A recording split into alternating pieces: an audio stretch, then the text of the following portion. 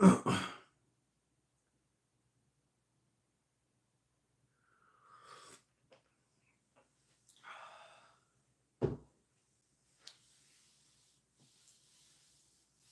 good morning, Brent. Tennessee Slangins in the house. How you doing, buddy? French fries. How you doing, Chris? Good morning, my friend. Is the audio? I mean, the visual will only be as good as my ugly face, but I mean, the audio is okay, guys. Morning, T-Rex. The pigeons are loose, my friend. Morning, Robert. Okay, so we're sounding good. Taft Adventures. How you doing, man? Doing okay over here. So how's everyone going?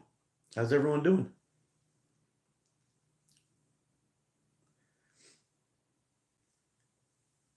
Perfect. How's it going, Selwyn? Thanks, buddy. Wearing my gang colors this morning. Yeah. So, just want to apologize. Couldn't end up doing this tomorrow on the regular day on the Sunday. But I mean, hopefully we'll be able to. Hopefully we'll get back on track. I got an appointment tomorrow, so I won't be able to hit it this morning. Morning, Mark. Got a nice fresh cup of Joe going on here. Some Lavazza Crema Gusto. Some good stuff. Black, of course. How I like my coffee.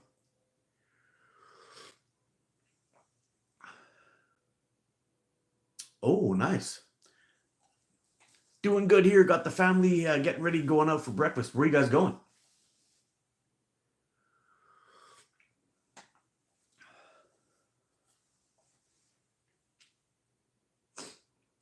I'm hoping to. Well, I'll be eating my first meal at 11:30 this morning.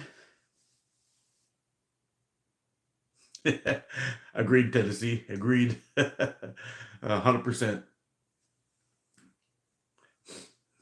Yeah, usually I do the. I wait until 11:30. Eat my first breakfast.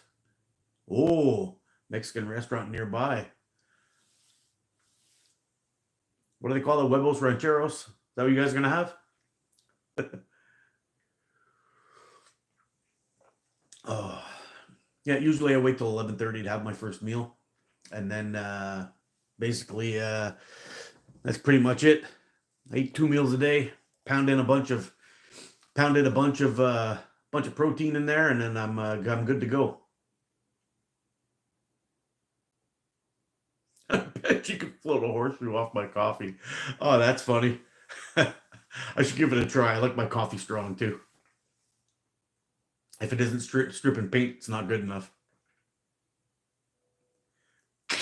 I like my coffee like I like my women bitter. Oh man, you're killing me too, Don.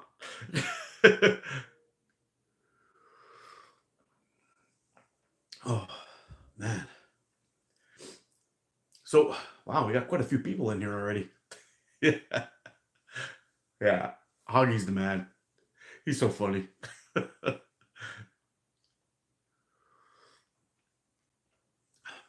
So in the last couple of days, I got some I got some good stuff in the mail. I'm pretty excited.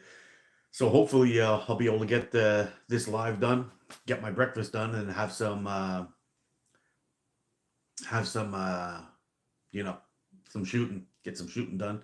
Still quite a bit of snow we got out in the last couple of days. I mean, we got like about 4 inches yesterday and whatever. I might have to do a little cleaning before we go out and shoot and catch box, but should be fun.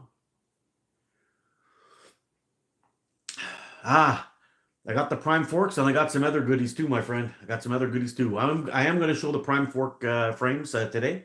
We'll give them a good look, good turnaround. Um, I also got another package, and I'm hoping to probably make some bands a little bit today. We'll see how everything goes.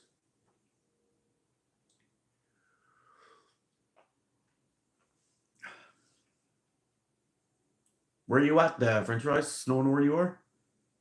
We had snow all day yesterday.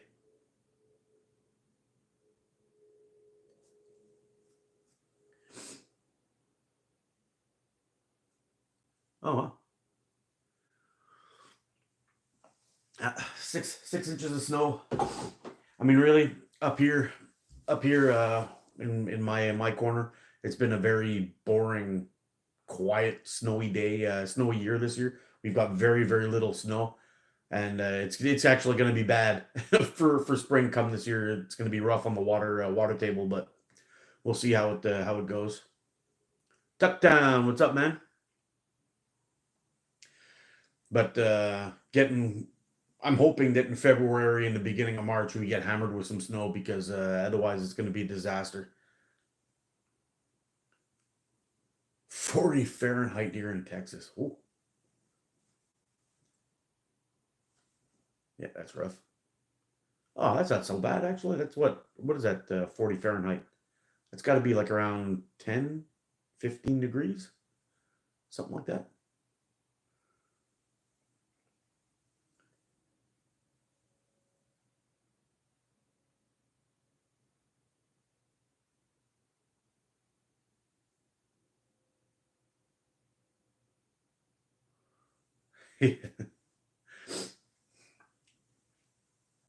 Yeah, so hopefully we get enough snow this year to keep the waters up, so we'll be able to do some good catfishing in spring this year. I've already started buying my chicken livers. You can tell I'm a little bit passionate about it. Yeah.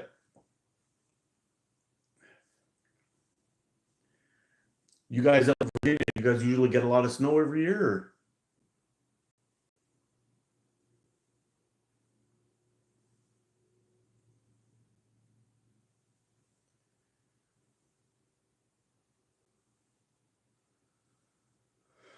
I don't know. I guess maybe we should probably just get into all my goodies. We'll get that done nice and early. Then we'll get some bands going. Catfish are already spawning here. I caught 30 yesterday. Oh my God. What are you guys using for bait over there? Are you guys using chicken livers or worms or what are you guys using? Yeah, I love chicken livers. I've tried hearts. Hearts are okay, but chicken livers are the way to go. And I use spawn net to kind of keep them together. So basically I dump my chicken liver in there. I fold up the corners and then fold them up again, put my hook through and pass it through the meat and wrap it up. And basically, I've got this goopy mess of bloody chicken liver, but I can catch like 15 catfish on that thing before it falls apart. It works really good. It's a bit of a pain to get off the hook after if you're trying to clean things up, and that spawn that really holds on tight, but works great.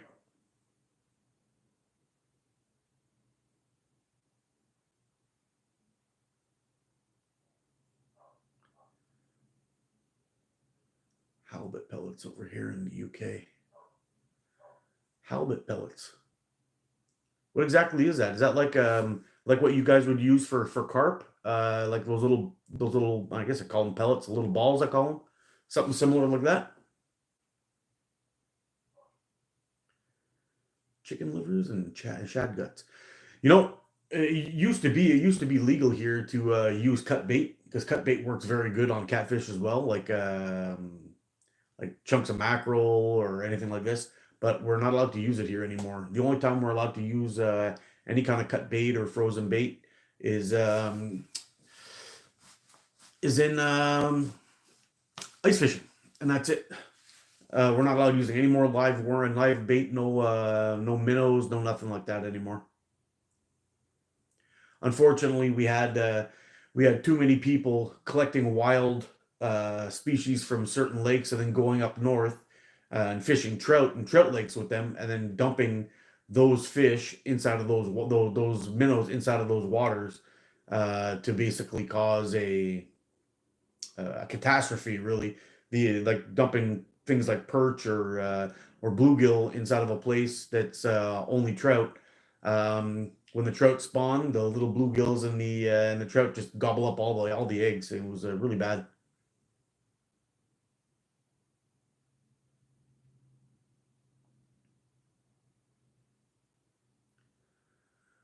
Packet of cherry Kool-Aid dumped on the chicken livers works wonders. Okay, Brant, I'm gonna have to give that a try.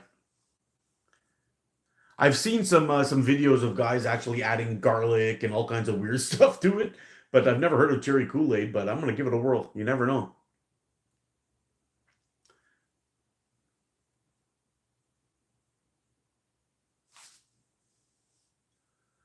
Yeah, I know. Oh, here. Oh, I should probably read that so everyone knows. So Taft writes down, yeah, uh, they use them mainly for carp fishing, but they work plenty good for catfish as well. And they get Wells catfish over there. Now, if you guys don't know what Wells catfish are, they are absolute monsters. I maybe I'm not entirely sure, but I think they can get up to like 600 pounds, something stupid like that. They're huge fish.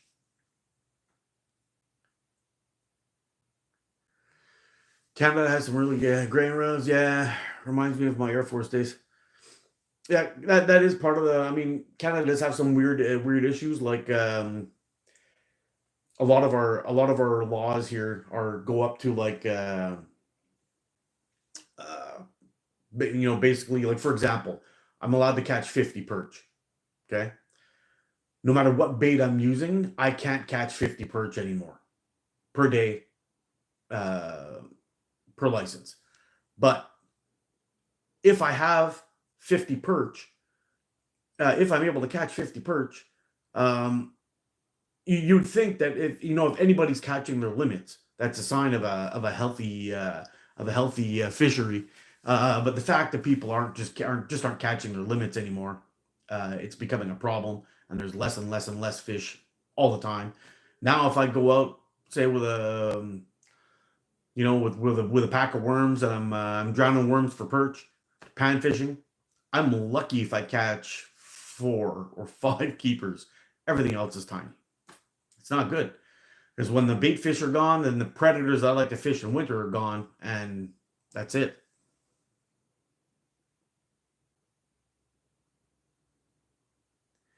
Maybe I should make a live stream where I make a slingshot. You know what? I've got a whole bunch of Y forks that I picked up in the woods this year. I'm probably gonna end up doing a live where I basically just drag the camera around while I'm doing work on one, and I'm gonna use some of my tools in my garage and whatnot. And maybe I'll film the whole thing and do a voiceover video, or I'll do it on live and I'm just working on it. But I mean, I don't have time to sit down and do one from beginning to end with the bare bones tools that I have, but it might be fun to do.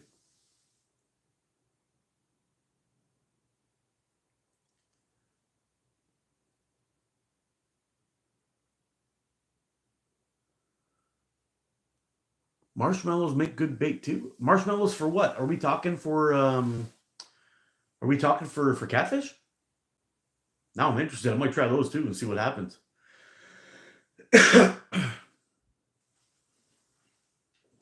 I'm thinking that maybe what we'll do is well, in spring I'm going to bring the camera around and start doing some filming with catfish for catfish fishing and all that stuff. It should be fun.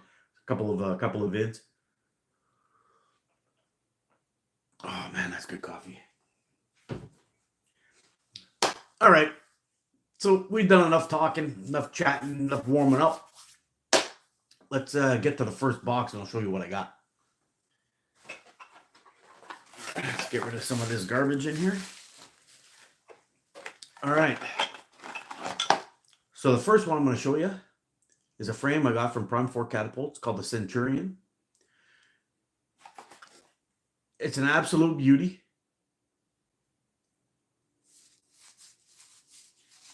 And I really like the shape of it. It locks into my hand pretty good. I did make one mistake on ordering this guy, as I should have added about a half centimeter or maybe a centimeter to the handle. But it still fits, but it would be better if I had it just a little bit longer. That would have been a little bit better for my hand, but this is an absolute beauty. Let's see if I can get you a little close up. That's probably about as close as we can get, but the finish on this thing, he did an excellent job. You feel no transitions at all.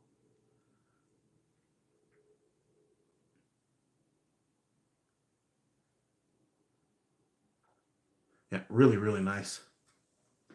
Yeah, the colors on it are real sweet. I love this thing. It's real nice and it holds real well. Like like you guys probably watched a lot of my reviews on slingshots and how when I'm talking about locking into the hand, this design, you know, just I mean it locks it right in. It's not going anywhere. If I made the handle a little bit longer, it would have been better. I would have been able to get my thumb in this little. You'll see it's got like a little grind out here a little bit. It would have been a little bit easier to get in there, but in the end, I think it'll be good. We'll definitely have to get some bands on this guy today and do some shots. Now this guy. Now, just to give you a bit of a backstory, growing up as a kid, I was a huge fan of the Incredible Hulk. The Incredible Hulk was my hero. I wanted to turn green and smash shit anytime I get a chance. Give him the rah, give him the flex. I love the Incredible Hulk. So when Andre surprised me with this one, and I can't remember the name of it off the top of my head, I need my phone, but look at this. It's vintage Incredible Hulk colors. Rocking the purple pants and the angry green up on top. This thing is badass. I freaking love it. He's even got a little blue belt on. But this one is similar in length to this fella. So it's only got like a little bit of a quarter of an inch down at the bottom, but because it doesn't have such a dramatic flare at the bottom,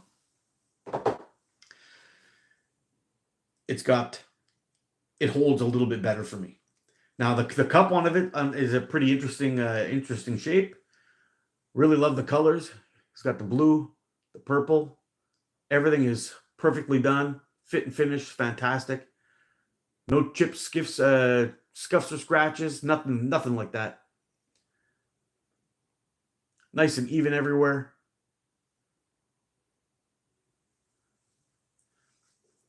The Vector, there it is, yeah.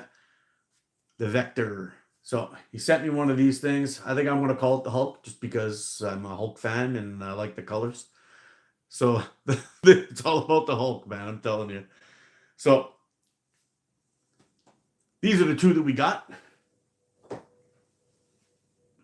Two new frames that we're going to be seeing some reviews on probably soonish. But then we got some other goodies. So Andrew did a fantastic job on these guys. We're definitely going to have to put some bands on it, do some shooting.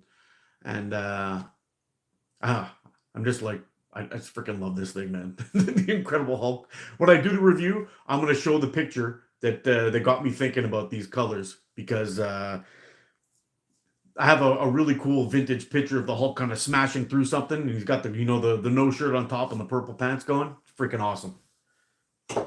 All right. First sip of coffee.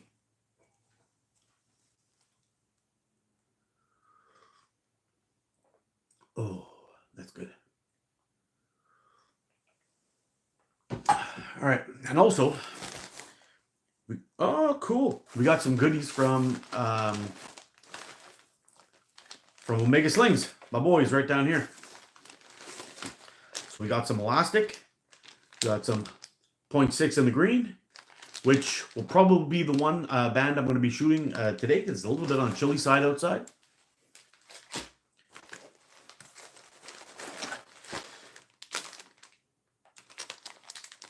I also got some 0.5 in the green.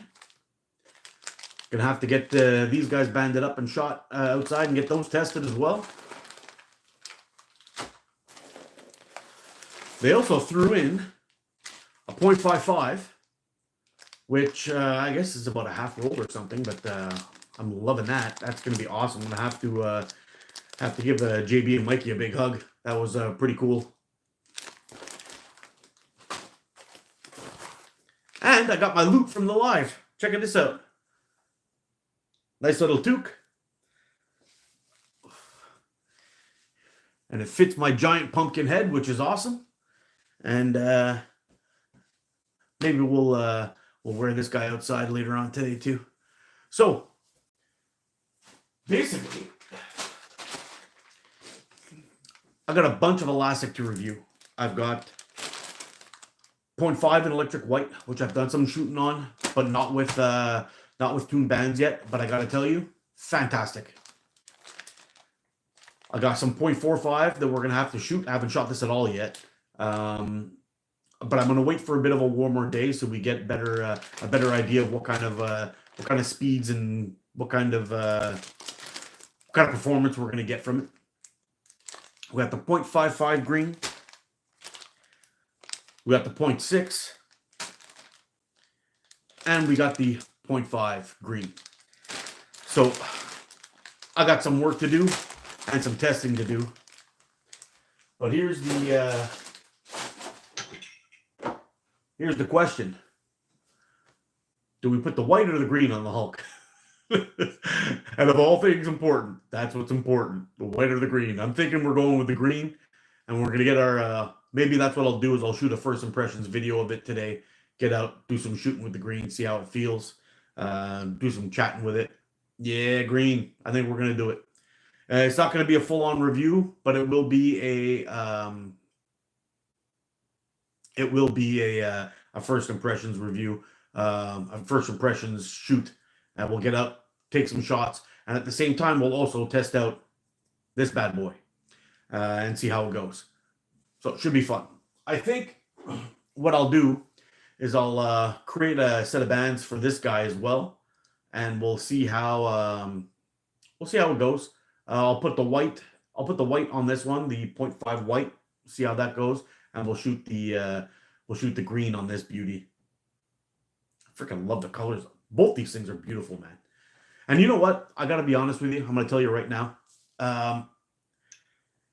If I was going to make an ATO slingshot, something that I put my name on, and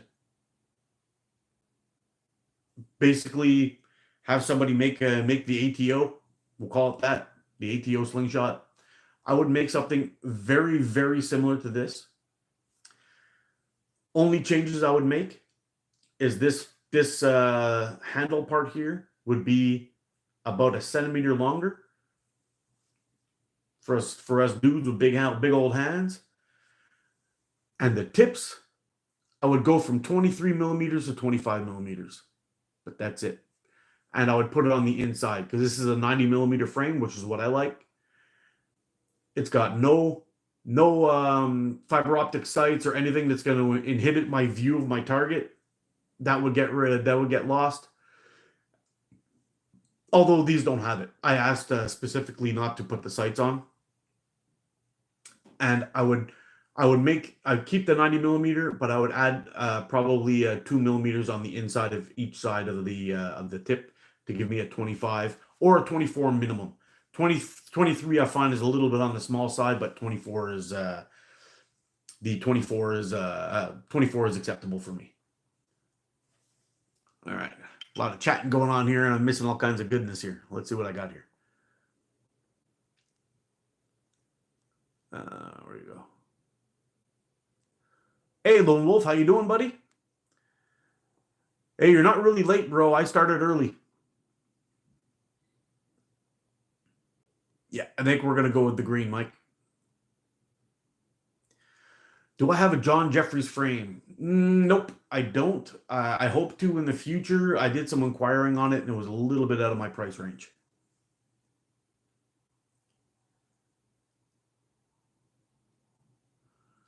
I mean, when we're when we're buying things from overseas or in the UK, we're usually paying in pounds. So let's say, for example, I buy something that's 50 pounds. I mean, it's almost 2 to 1, right? So, or it might even be 2 to 1.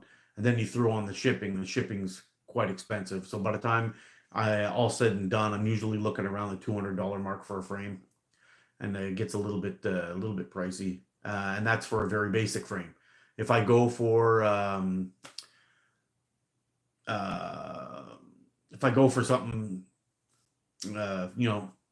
elaborate or with expensive materials like a carbon fiber or something like that inside that realm, It starts going up to $400 or $500. And there was another guy too down in the U.S. I'm not going to name his name. He's kind of a buddy of mine. I checked out one of his frames at one point, and I was in love with it, and I wanted one. And then when I did the math on everything like that, it was around $700. So I was like, nope, I'm out.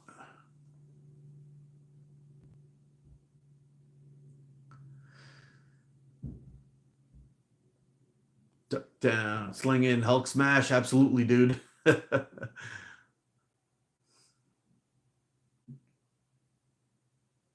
Hey, no worries, Lone Wolf. I'm just glad to see you here, man.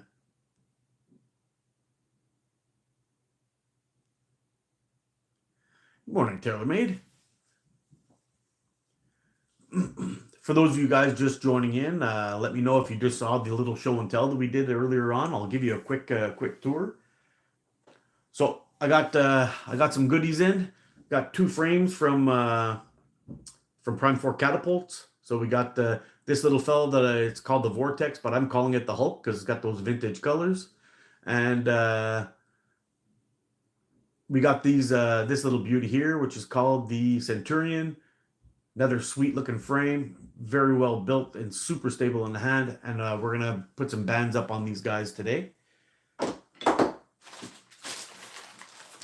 And the elastic that we got is 0.6 green Omega slings. We got 0.55 Omega slings green, and we got 0.5 Omega slings green. So at some point in this live, we're gonna go ahead and make a couple of band sets. We're gonna dress up those frames. Probably we'll go with the Hulk today, and I'll try to shoot a video for you guys tomorrow. We'll get a first thoughts, first impressions video of that elastic.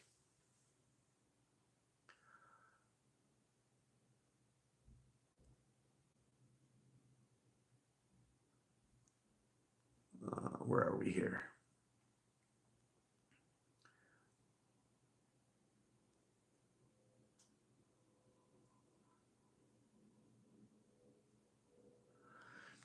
Yes, materials are crazy expensive in the US for makers. Even here in Canada too. We have this place called the Canadian Knife Maker Supply. Um, that where you can get like things like G10 and all that stuff. And I used to use G10 liners, and I tried using G10 as a handle material for one of the knife builds that I made, and it was freaking expensive. Yeah, it was not good. I looked into getting some carbon fiber and all that stuff, and when I looked into it, and I was figuring the carbon fiber would make a really cool looking a handle material with a nice red G10 liner. I was gonna do like a black and red scales on my knife, and it was way too expensive. It just wasn't worth it. So I ended up I had some old burlap lying around in the garage of Doom, and I made some burlap my cart out of it, and I used that on my knife, putting in some liners, and it was nice.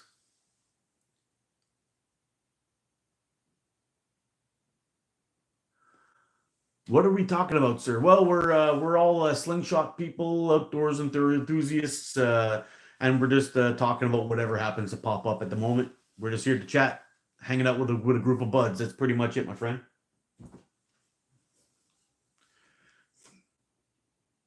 Double D's, you made it, bro. How you doing?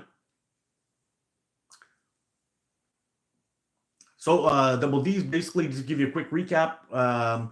We've basically been talking about a couple of goodies that we got in the mail. I know everybody's going to get kind of bored of me showing this, but we got 3 rolls of elastic of Omega Slings green. We got 0.6, 0.55, and 0.5. And the 2 frames, you've probably seen it on Facebook. I posted these up when they came in, the Vortex and the Centurion.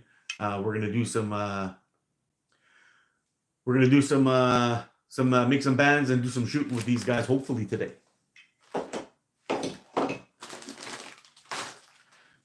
Oh.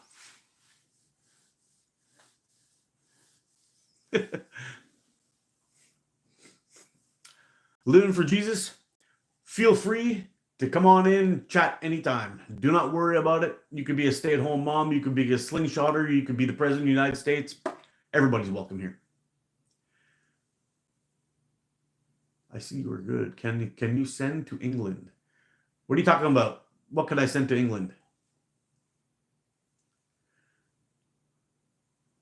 Kevin Hansel. Good morning. 5 a.m. Woo.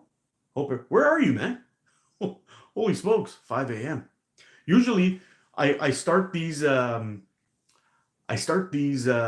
these lives early so I can get all my buddies in the UK in, and the people in the US can still join in, even though it's a little bit early. But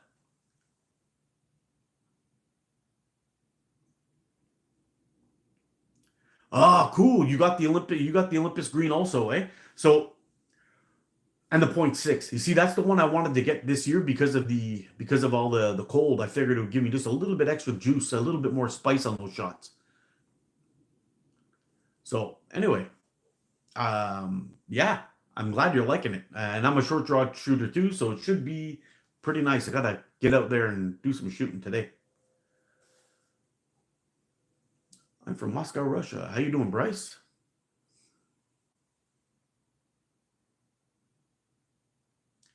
Yep, I'm in Canada. I'm in Quebec, Canada, actually, but Prince Edward Island is a beautiful place. If you ever get a chance to go there, you definitely should.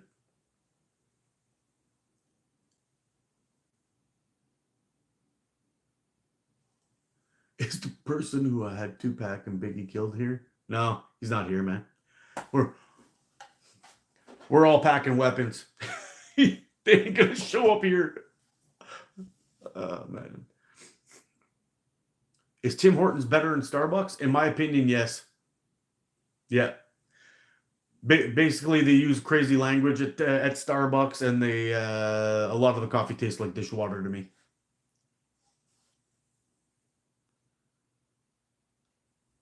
But I've got them dialed into my sweet spot. Nice. Yeah. I think today what we're gonna do when I make a set of bands on there, I'm gonna go through my usual. I'm going to basically test the elongation. I'll add a centimeter for life. I'll add another centimeter for the pouch, and probably about a half centimeter for the band attachment. I'll test those up first. It should give me plenty of zip when I'm out shooting today, and I'll fine tune it from there. But it looks pretty good. I have a feeling if the elongation is about the same, it was around for the white was I had it at 6.8. It was almost a full 7. I was calling it a 7, but it was almost a full 7.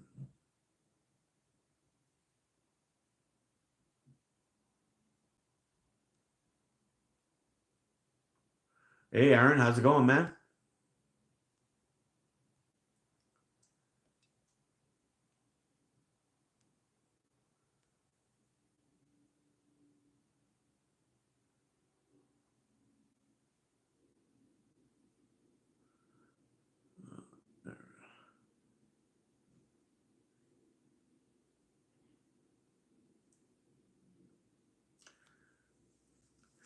I live in the mountains of Tennessee. Oh, very nice.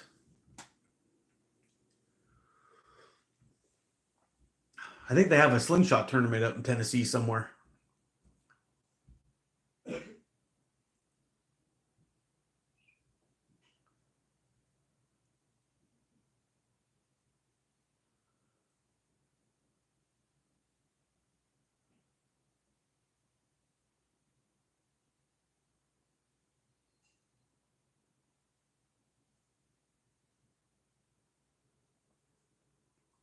The north is being okay, man.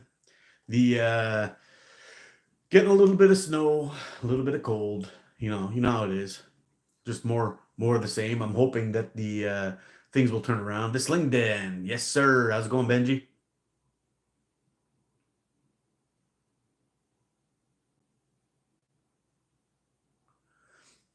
There's a couple of hold on here. Let me back up. I lost my thing here. Yeah, it says Tuck Down says I get it. It does get expensive getting frames from the UK. There are a couple of frames that have been on my list for a long time. I really want to get, I really want to get one from Romany Custom Catapult. I want to try that. What is it called? The Juvenile Raptor or whatever it is. One of the Raptors I want to try, and of course John Jeffrey's. Um, One of John Jeffrey's frames, the Mustangs. I love those things. They're gorgeous looking frames.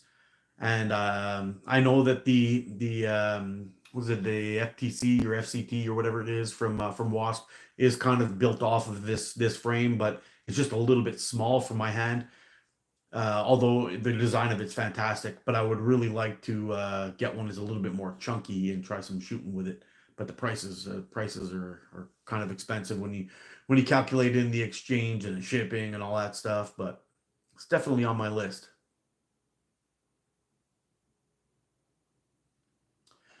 Absolutely, we got some elastic reviews coming. I got five of them here that I'm gonna have to test out. All the Omega White. So we got the Omega White 0.545. Then we got the Olympus Greens 0.5, 0.55, and zero point 0.6.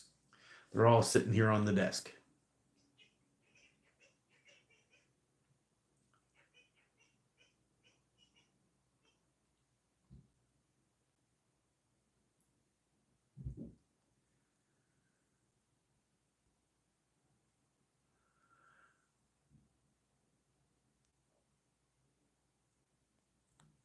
Is shooting a slingshot like shooting a gun? My husband has been talking to me about to shooting range to learn for shoot for protection. Um, no, they're not the same. There's a few things that do kind of correlate between the two. Basically, staying calm, holding your posture, um, going through a shot sequence is all part of shooting. But I mean, the actual action of it. I mean, a slingshot, on the high end would get around 300 feet per second. Obviously, a handgun or rifle is much more range, and far more deadly when it comes to using it as attack. A lot of us guys in the slingshot community use the slingshots for either target shooting or hunting. Using it as a uh, using slingshots as a personal defense item. I'm not going to say it's impossible because I know the IRA used to use them, but as for as for like self defense, no, not really.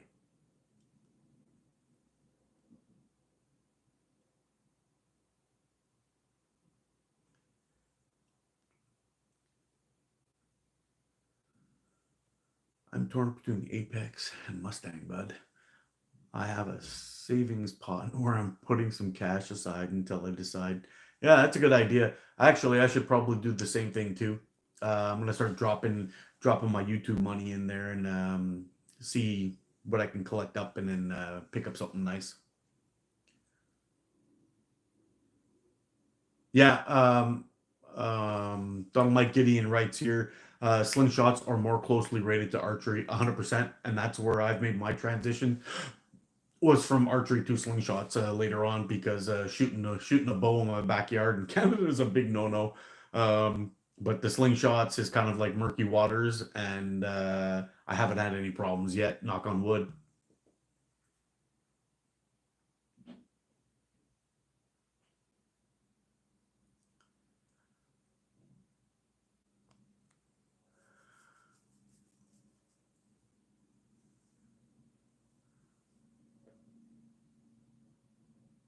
You see, Kevin writes here. I think I actually got 7 elongation factor on both green and white after pre-stretching. The test strip was a 2 centimeter length, got up to 14 centimeters barely. Basically, I I tend when I do my elongation test, I just test the bands directly from there and I stretch them till they stop. The problem with that is I find that the line that you draw on there with a pen winds up being like a half centimeter wide by the time you stretch it all the way out. So what I've been doing is using the inside of each line to kind of get that length. I mean, 2 millimeters is really a tiny spot, so it very could be seven. I was kind of I was calling it like a 6.87 just because I couldn't really tell 100% where it was because the line was kind of misshapen and whatnot. But we're gonna do it today and we'll see.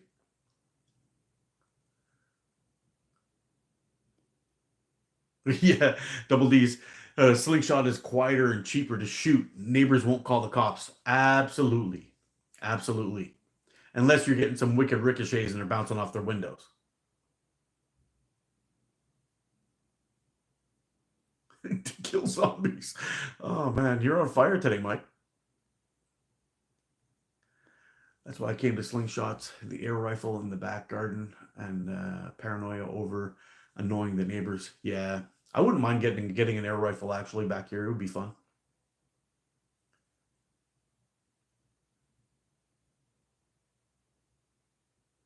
What made me get into slingshots? What was the interest point for you?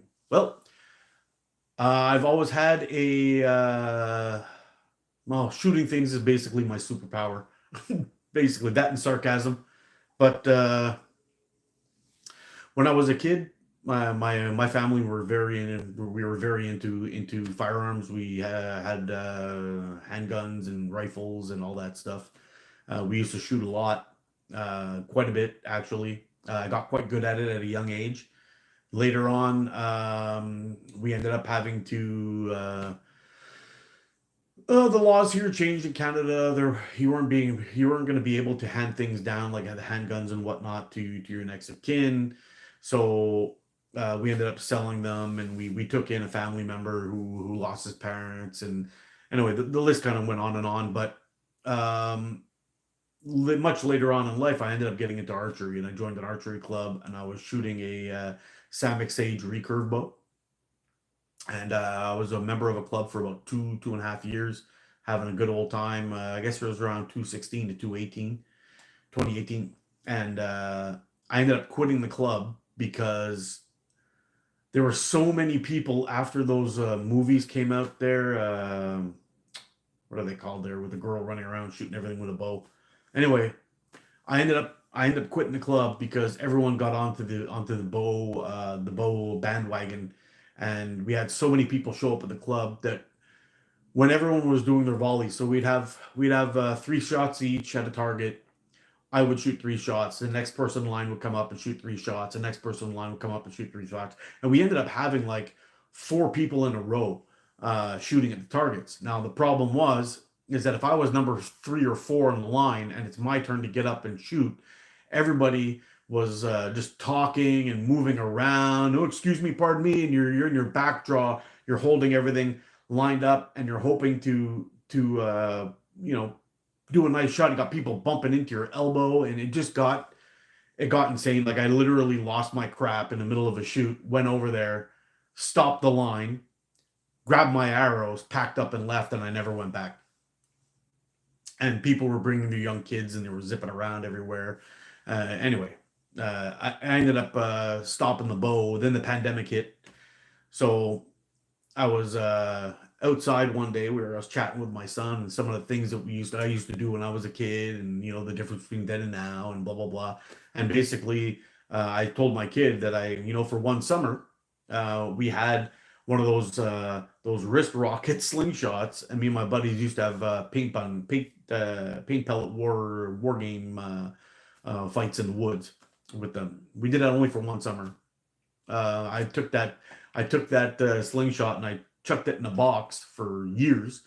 And then I guess it was sometime around 2017 or whatever, I pulled it out for a camping video. Me and my brother were just shooting at couldn't hit anything with it. It was terrible. And then one day I was online and I saw these people shooting these slingshots with flat bands. I'd never seen that before. So I said to my son, "Hey, we should get one of these and we'll shoot it in the backyard and have some fun, see how it is." Got my first slingshot in 28 end of 2018.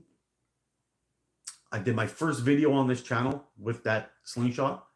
And then I didn't film another video or even shoot it. Once I shot it and the bands broke, I put it away for over a year. And then you'll see in my second video that I uploaded, my second slingshot video, I ended up buying two other ones. I bought the Hammer Pro from GZK, and I bought the Scout LT from Simple Shot. And I did two other videos with those. Started shooting in the backyard, and then I just fell in love with the sport. Like, it was just so much fun. I was having a blast. I'm like an old man shooting slingshots in the backyard with my kid and having a blast. I couldn't. I'm addicted. I'm addicted to it now. It's so much fun.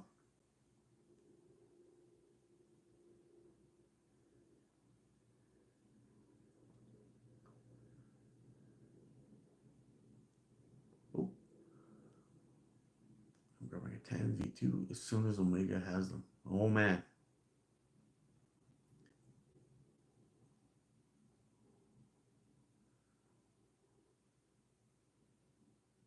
Okay, I count the center of the ink blob on both ends. Oh, really? Okay, I see. Benji, the Apex is sweet. More your style, I believe. The pinch grip. Yeah. My husband owns 4 air rifles. Air rifles are a lot of fun. And they can be pretty accurate at a decent distance, too, if you set them up right.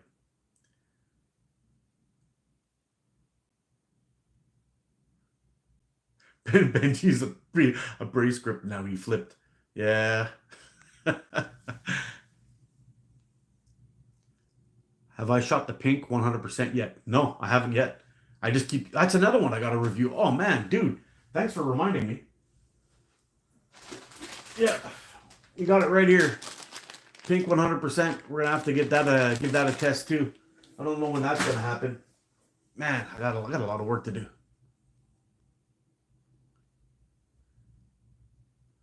Jeez, yeah, he turned his back on all the pinch grippers. I can't believe it.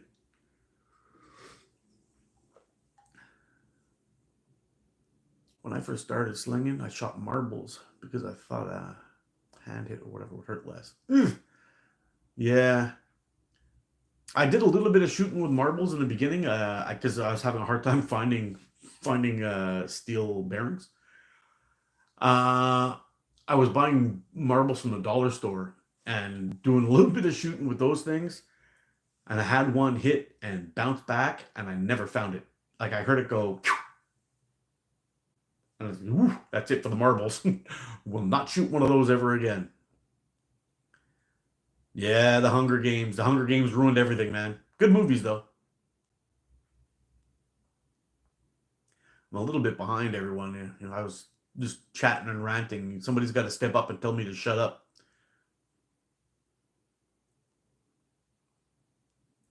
I got my first during the lockdown as I couldn't get my dive bottle filled in the air rifle. Oh man, yeah. You know what? That's how I started too. It was during the pandemic. We just got bored and we were getting locked down, and I needed something to do to keep myself sane. So I started shooting stuff in the backyard, and it really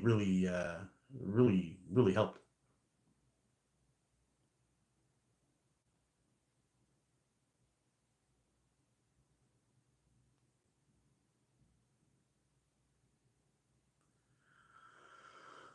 0.6, 100%, 18 to 12 for cold weather. What kind of cold weather are you talking about, Damien? Are we talking like hovering around zero, or are we talking sub-zero?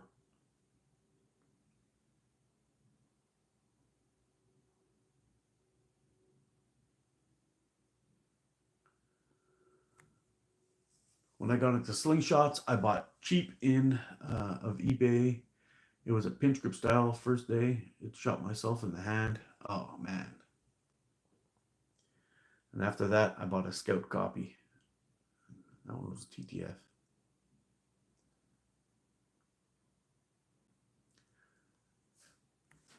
All right, Double D's. You take care, buddy. Have a good weekend. Have a good weekend. And next week we'll be back on Sunday. It won't be a Saturday one next week.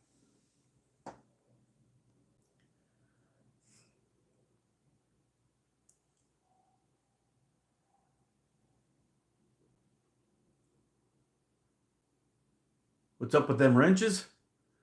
Well, I had to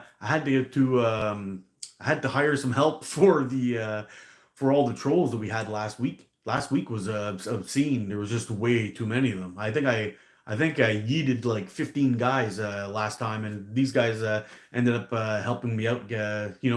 Take care of business. It was needed. There was actually three of them, I believe.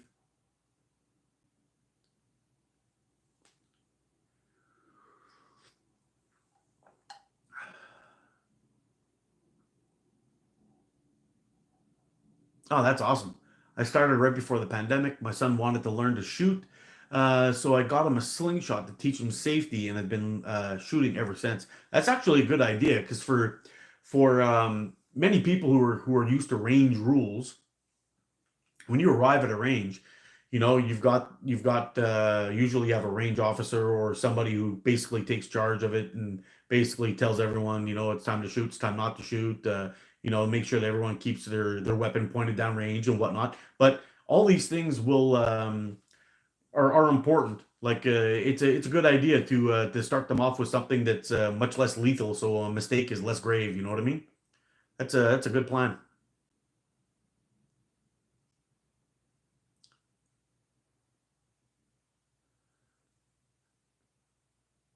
Yeah, I thought I had the yeah lone wolf rights here. Yeah, I thought I had the wrong day, but normally Sunday. Yeah, it's usually Sunday morning, but I got an appointment tomorrow, so I didn't want to miss a whole weekend, so I decided to pop in on a Saturday morning instead. Yeah, they're all moderators. Last week we had it was really bad. And Tennessee and T Rex, and actually there's one other guy. He's not here today, but thank you very much for all your help last week. That was fantastic. My children are getting up, so I have to go. It's nice talking to everyone. Thank you for making me feel welcomed and blessed. Have a great day. You too, living for Jesus. You have a great day, and I wish you all the best.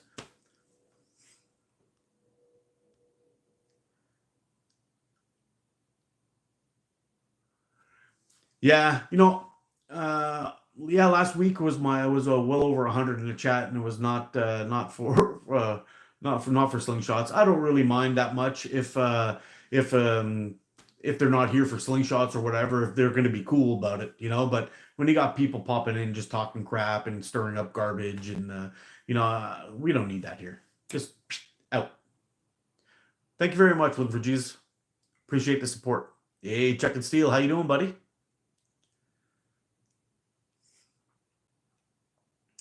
Just out here chatting a little bit, having a coffee, and I was showing off all the goodies you guys sent me. See, I'm wearing my gang colors this morning, and I'll be out sporting the new toque today, shooting a video, and thank you very much for sending that over here. I appreciate it, and it fits fantastic. I look smashing in it.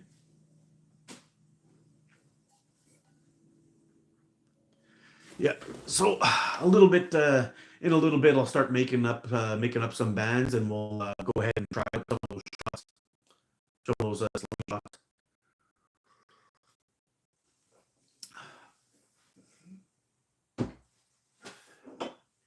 Just to show you JB real quick, two frames I got from Andrew this week. We're gonna be putting some of those Olympus Point 6 on the Incredible Hulk here, and we'll do some shooting with that today. Get a first impressions video out on it. And it's a little bit chilly, so we'll see what kind of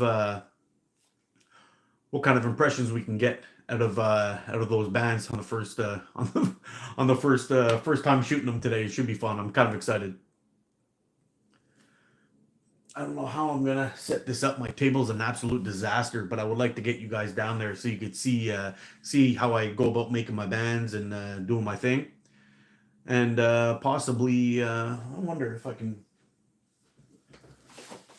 hold on a second there, guys. Bear with me. See if I can create some space. I probably should have done this before, but I was. Okay, we're gonna need this. These guys can go over here. I can get out of here.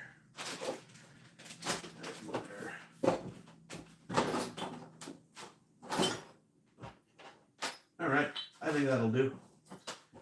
Let's get that going. We need those. We'll need these.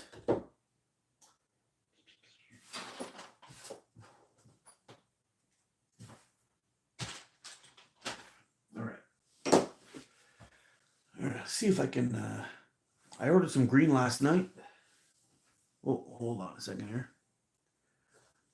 Yeah, I have a feeling I'm really gonna like that green.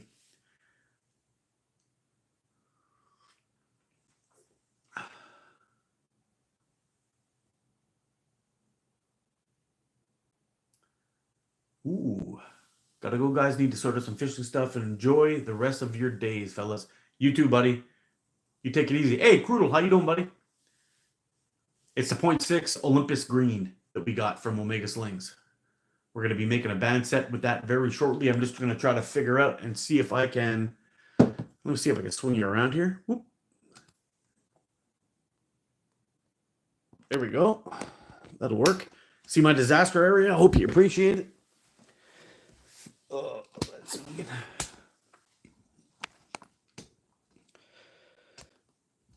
Okay, guys. I know it's an absolute disaster. Please don't hate on me too much. But we're going to go ahead and make a band set.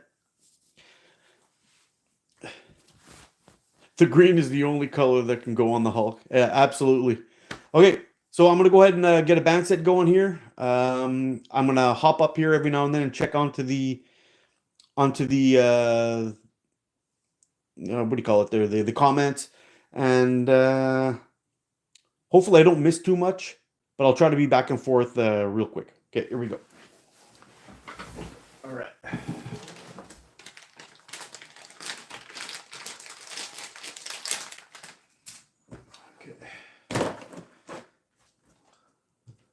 Nice roll. So, as you can see there, we got the 0.6.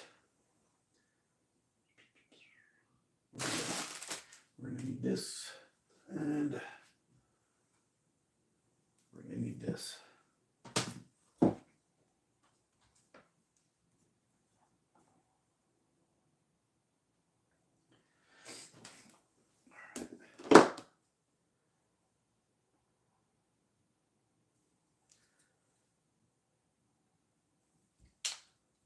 All right, so basically what I'm doing here is this is how I always start off a new roll of elastic, is I cut off a tiny little strip like this, basically just to square up the end of the roll, which it really isn't needed, but I like to do that. I cut a little test strip off.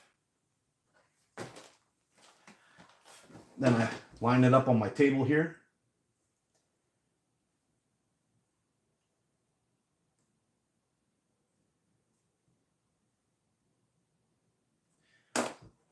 Make two simple lines, 1 centimeter apart.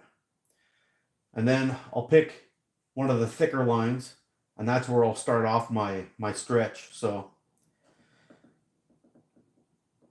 I've got 1, 2, 3, 4, 5, 6. Hold on a second. Let's get a little bit deeper in here. We got 1, 2, 3, 4, 5, 6, and yeah, we'll call it 7. We got 7 there from center to center. We got 7. So 7 times. Now usually I've got 7 times. Basically what I'll do is I'll cut this guy to 4.5, 14 centimeters, 14 and a half. We'll start with that.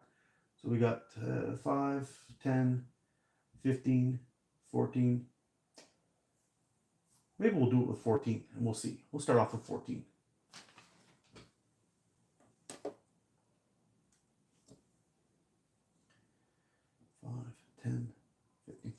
Okay. All right, there's our bit. We'll start them off with 14. This is just going to be a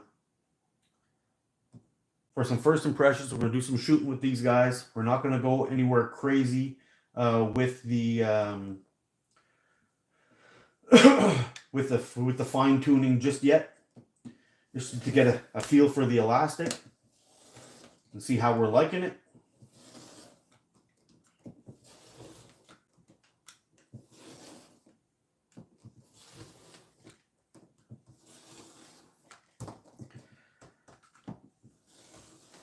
Sorry, I might be blocking you here a little bit. Here we go. Let's put this guy back. Put this guy back. Get rid of the elastic bits. All right. So we got a bunch of nicely cut pieces. Feels great. Let me check in with you real quick.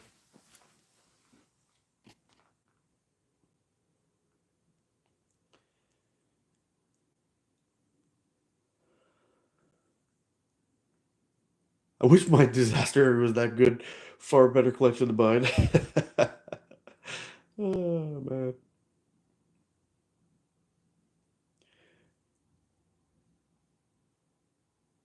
I got those red handle snips from Caddyshack Catapults. They were razor sharp too.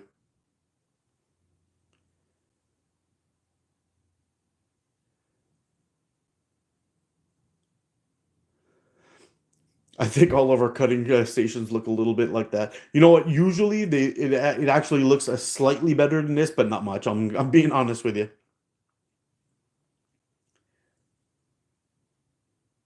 Hi Zach, bye Zach.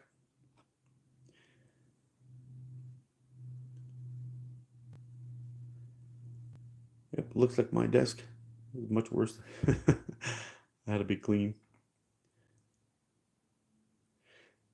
Yeah, absolutely. My rotary cutter is getting pretty dull. I gotta sharpen it. Or sharpen it or buy a new one. I'm on the edge of my seat. What taper did I go with today? 22 to 12 is usually my regular shooter, although I am going to be buying a 2214. I want to try something out with that.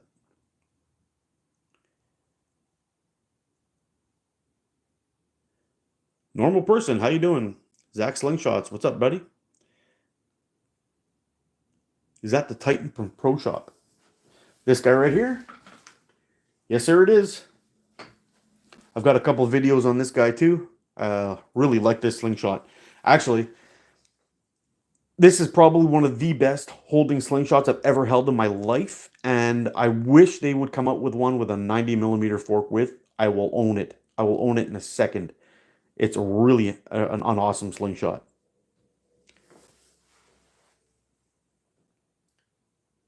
Battle for the bands, yes sir.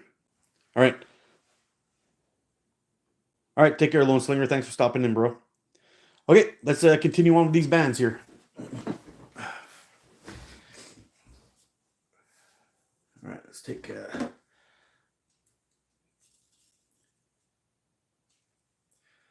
Maybe we'll do 2 sets. Got 2 frames. We'll do 2 sets.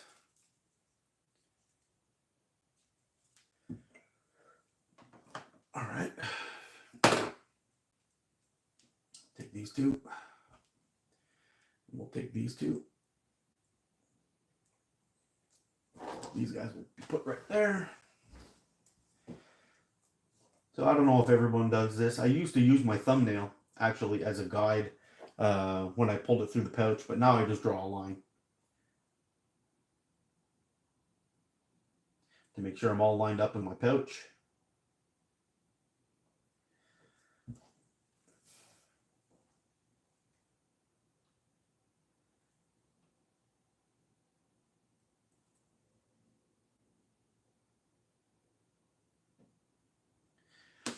I actually got to make sure that I don't mix these up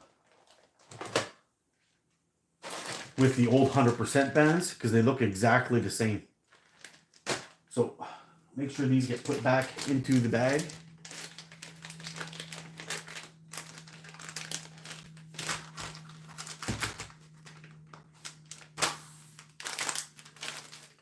There we go. Let's pull out the old Bantine jig, and we're going to need some pouches. What do we got here? These are the lightweights.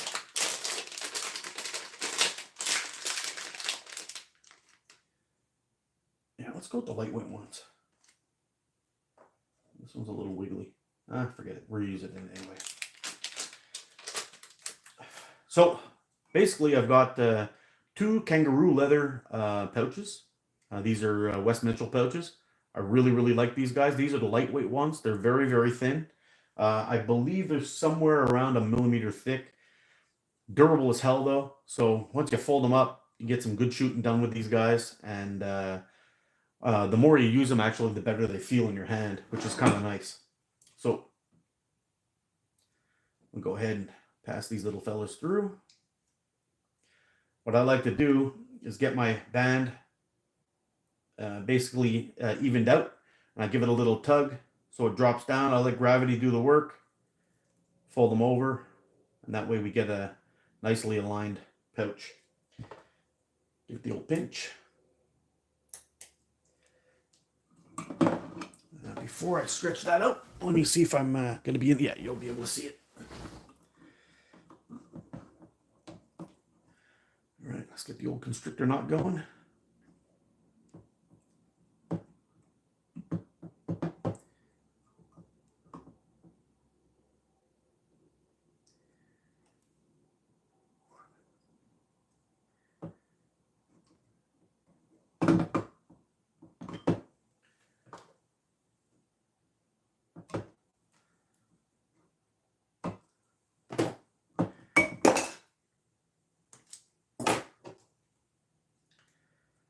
There's one.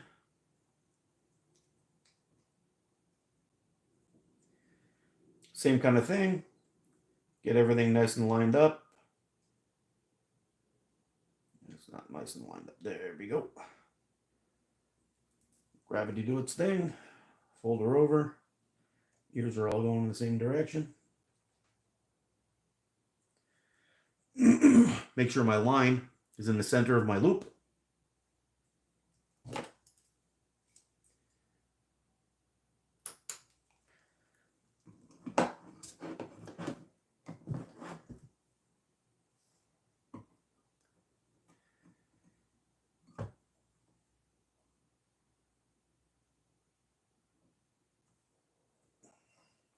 There we go.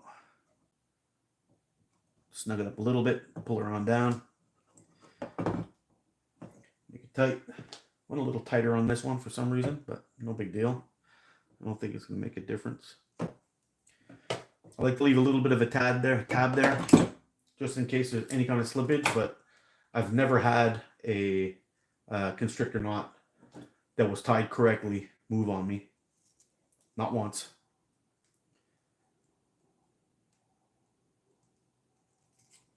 And I leave about 2 millimeters on each side. And there we have it. Nice little band set prepared. Let's get that second one done. But first I'm going to check in with you.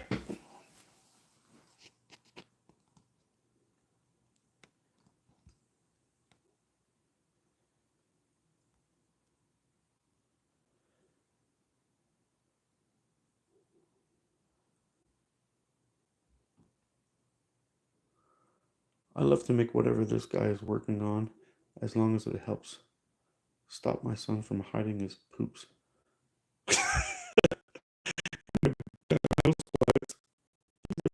Oh my god, that's awesome.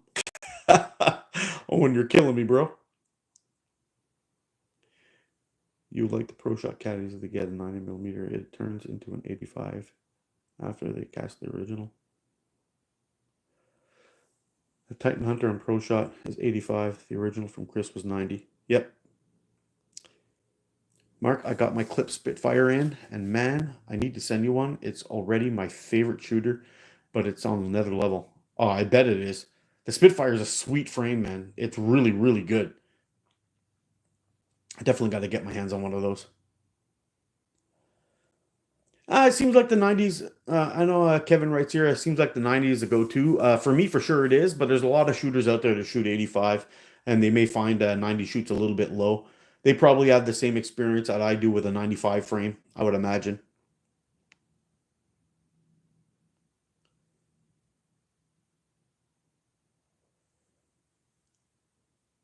I'm a fan of the red lightweight wasp pouches. I haven't really seen those, I don't think. Kevin, when I shoot short draw, I was a 90mm guy with long draw. I'll shoot anything. Love my purple pinch pouches. purple pinch pouches? Do explain. Maybe pit pouches? I like the ones from GZK for 8 mil steel. They're really really good pouch. Shooting long draw with a floating anchor opens up different choices. Yep. Oh, we got the Bumbleclot guy back. All right. Pit, probably. Yeah, that's what I'm thinking. All right, I'm going to get back to the second set here. Oh, sorry if I just kicked you. Sip of coffee, get some fuel. All right, here we go. All right, I'm not going to talk you through this one here. I'm just going to get her done so I can turn this camera around after, and we can get that Hulk dressed up in some green bands.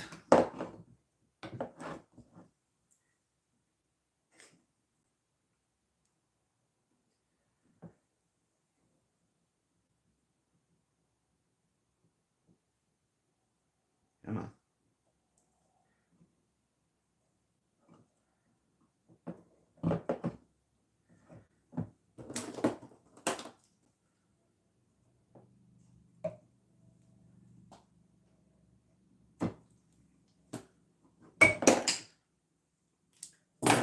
Yeah, you can see my snips have a little gap in them.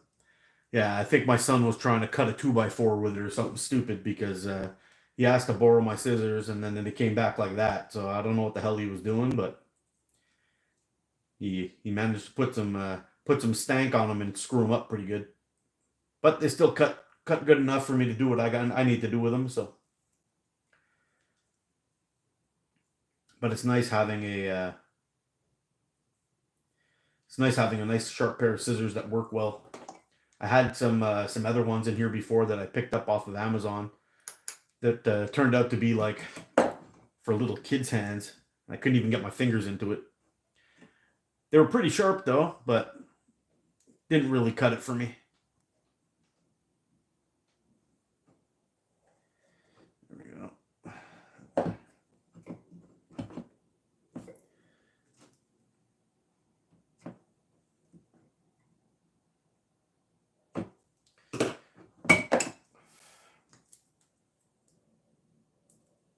Oh man, really sticking there. I'm gonna have to change the rubber on my pinchers.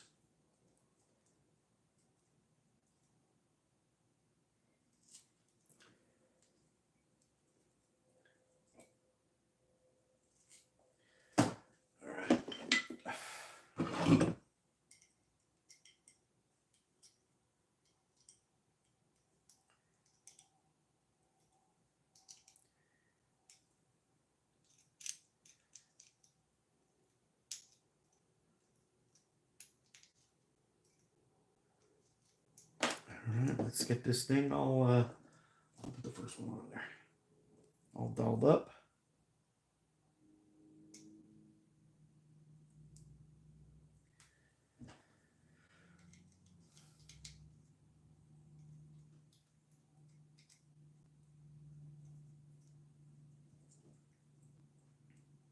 We'll snug it up just enough to hold them in place, and we'll go back later on and tighten them all up to where they gotta be.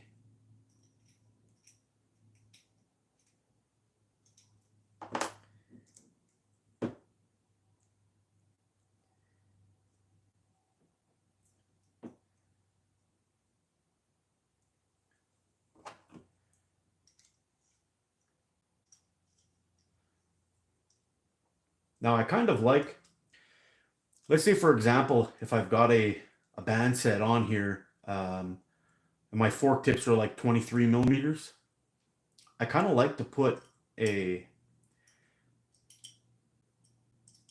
22 or a 21 millimeter band set on there, because when I get too much of that crap hanging out, when you squeeze it and it kind of spreads out on either end of the fork,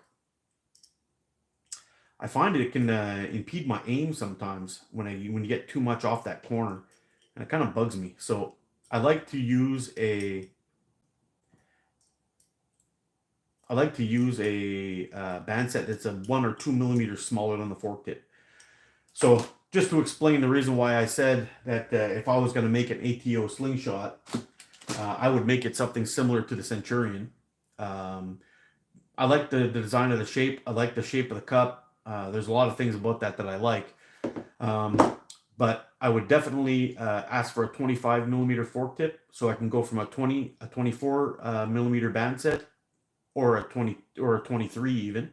And it would definitely not do any kind of... Oh, wow, these are going to be plenty zippy. All right, let's get you guys turned around.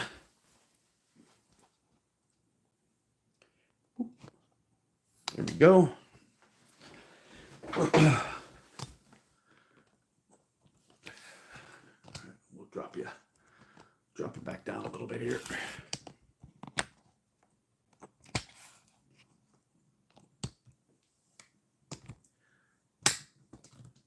we go. All right, let's have a look. Let's see what I missed while I was doing my crap over there.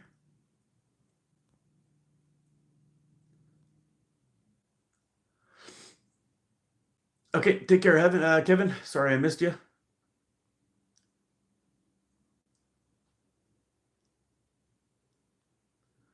Damn kids. That was really funny, man. Throw up a link for the scissors if you have time. Yeah, I'll try to do it. Fisker scissors with the orange handles are the best. Well, here in the UK, Fisker scissors are actually very good. We have them here on Amazon, and we can buy them in a couple of craft stores too. They're pretty good, but they tend to be a little on the expensive side. But I guess if you don't mess them up, they'll last forever, right?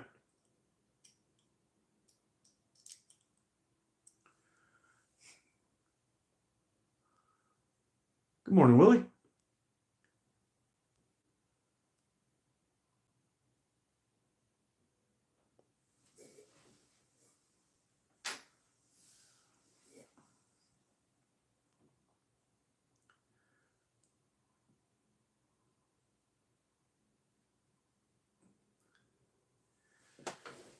Yep, that's what they say, Crudel. The best slingshots are made out of wood. A lot of the slingshots I use, guys, are come right off of a tree branch and take a couple of minutes. Doesn't take long. So here we go. Hulk's all dressed up in 0.6, and oh, that feels real good. That feels real good. These forks might be a little short for me, though, I think. How much money for what, Ali?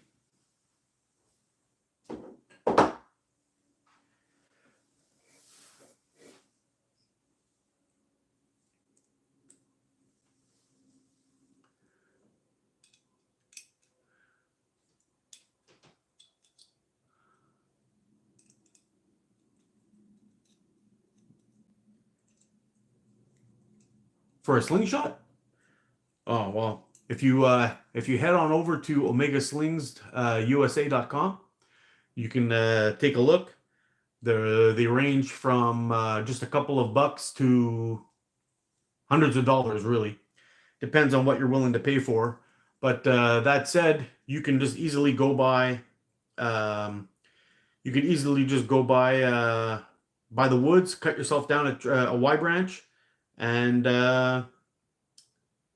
pick up a roll of elastic and do it.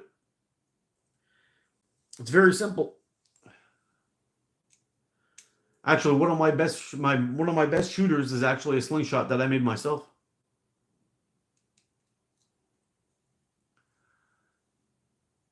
Beza, how you doing from Turkey?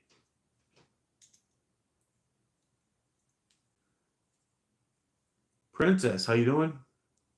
Fubble, you okay? I'm doing okay.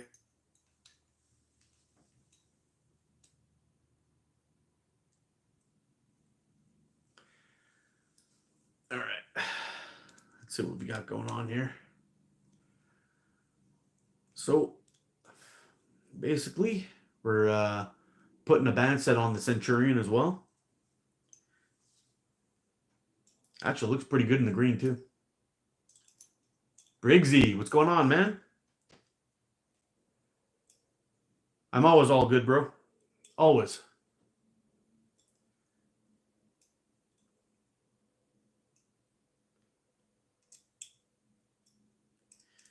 We just did a little show and tell today for those of you just joining in the chat. Got a couple of new frames from Prime 4 Catapults over in Indonesia. And we've got some fantastic elastic just received from Omega Slings. And we're going to be testing some out today. And just finished off making up the band sets. Basically walked everyone through my process of doing the bands. And we're going from there. So that's a Centurion dressed up in 0.6 Olympus green with a Wes Mitchell pouch. And the Vortex, which I call the Incredible Hulk because it looks like the vintage Incredible Hulk. And it's got Olympus green 0.6 on here as well with a Wes Mitchell kangaroo skin pouch.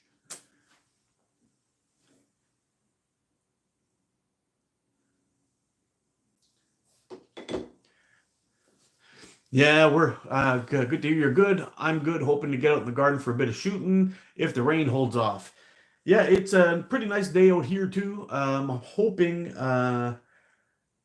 it doesn't drop too cold. And when it drops too cold, it's kind of hard to get a good feel for a slingshot or an elastic. I'm really excited about this one. And Chuck and Steel, if you're still around there, bro, I gotta tell you, the Olympus 0.6 feels amazing. It feels amazing. Mark, do I ever shoot clay? I've been trying to because I'm shooting indoors, but man, I shoot terrible with it. You know what, dude? I have clay. I got a couple of bags of it here somewhere. I don't know what I think about clay. I'm gonna give my 2 cents on clay. If you can get clay that is uniform in size, I know some people claim to. I've never found a good clay batch ever. They're either about 1 millimeter to 2. I've even found 3 millimeters off from size. So if we're going from 8 millimeter, that can go right up to 11 millimeter. You're constantly shooting different sizes. They're not perfectly round. They end up flying all over the place. Short range, not much of an issue. Longer range, it is an issue. Some people like to claim that it's probably better for the environment shooting clay. I disagree because you are picking up clay from other countries. They're not made here. We don't know what kind of parasites or bug eggs or, I mean, the list can go on and on and on. Funguses that may be in it. Are they actually firing them up in a Are they actually firing them up in a Are they actually firing them up in an oven to harden them?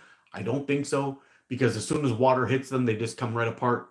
So basically what we're really buying, we're calling them clay, but I think what we're buying are mud balls, basically. And they give them a quick wipe over or a quick wash with water to make them kind of smooth and shiny on the outside. Maybe they blast them with a little bit of whatever, but really they're just dirt. They're dirt from a foreign country that we're bringing here to shoot. I can't guarantee. Anyway, that's my take on them. That said, many people will shoot their same elastic with clay, but when you actually weigh clay versus weighing an 8mm steel ammo, it's almost 4 times the weight. So if you're shooting say 0.6 with 8mm steel, and then you decide to shoot clays, you're overpowering your bands by a ton, and your shots could be shooting willy-nilly because of that.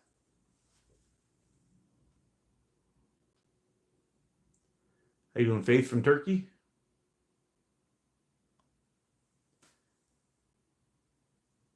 Yeah, Briggsy, Briggsy and I are thinking the same thing. Yeah, that could be an absolute issue. So when people talk about matching ammo to bands, a big issue with matching ammo to bands is not the size of the ammo, it's the weight of the ammo.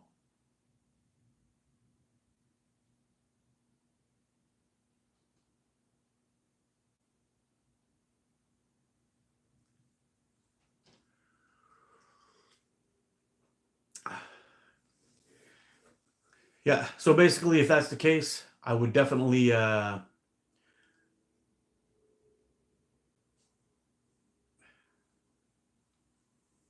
definitely that's the case. Yeah, thank you for that. Thank you for that, Brutal. Appreciate you, buddy. I dropped my band size down. They just fly everywhere. Well, it could be an issue with them not being straight either, and not being perfectly uniform and round. If you can imagine, like if you had a steel ball or shooting hex nuts and stuff like that, they can wander a little bit. Plus, they don't have the weight to kind of keep them on track either. How's it going, Rapton? Welcome. Yavuz, how you doing, man? Aiden from Turkey.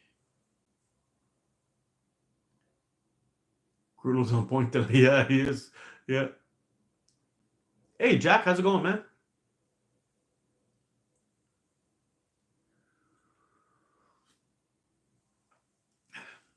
Yeah. So anyway, back to the point about clay. Originally, I used to go out into the woods and only shoot clay. But really, if I'm going to be shooting 8 mil steel, 10, 9 mil, 9.5, 11 mil steel, that will just return back to earth later on. Maybe it'll take a year or two or whatever it is, but sitting in the muddy soil somewhere is just going to disappear, and that's that.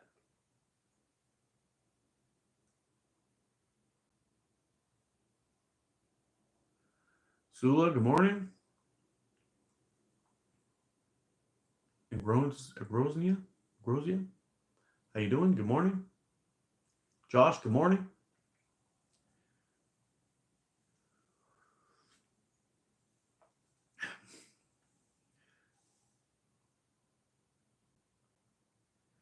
Yeah, I guess it's back, eh?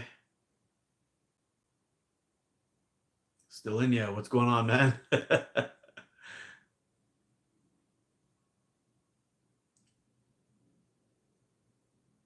Whoa. Bilal, what's going on?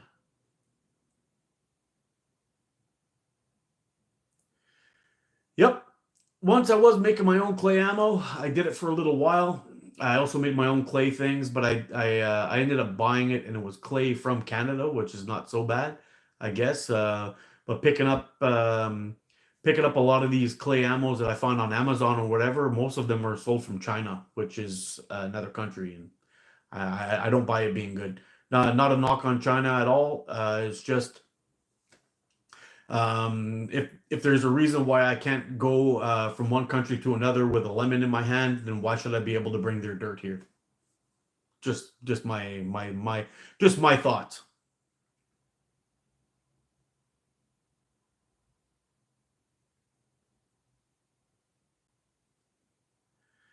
You too, my friend. You enjoy your day, man.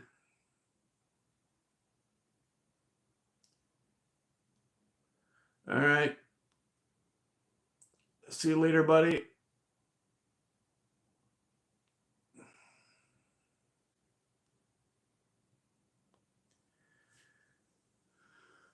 Oh man. Well, you'd think. So that's two so far, I think, right? Two. We've given the boot for stupid comments. Yeah.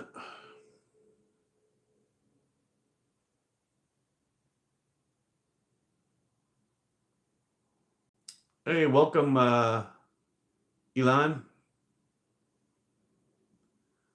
Like the map in the background. The little world map up there. I'm gonna end up having my I'm gonna end up having my Algonquin Park one up there soon. I got a cool plan for how to set up this room with all my slingshots, and I got these pig boards I want to pick up. It should be pretty cool.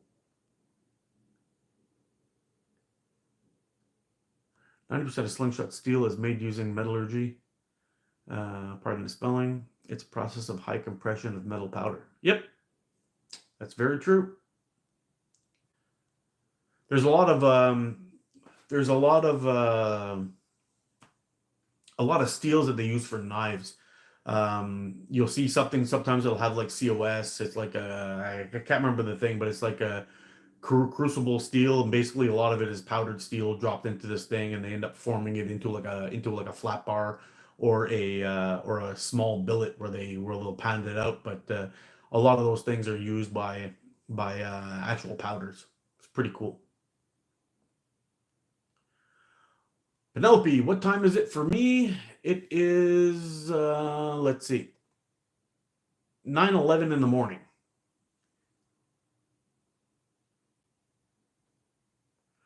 Yeah, if you make your own clay ammo, you can make it any size and weight you want. That's right. But getting it to be very even in size makes it a little bit tough. Hi, Marina. Maria, how you doing? Rest away very. Yeah, they do. They disappear real quick. I'm really not worried about it. It's not like you're shooting plastic ammo all over the place. It's not the case. You know. Uh, Copper and brass plated ammo. I've never seen that. Must be a fortune to buy though. Must be really expensive.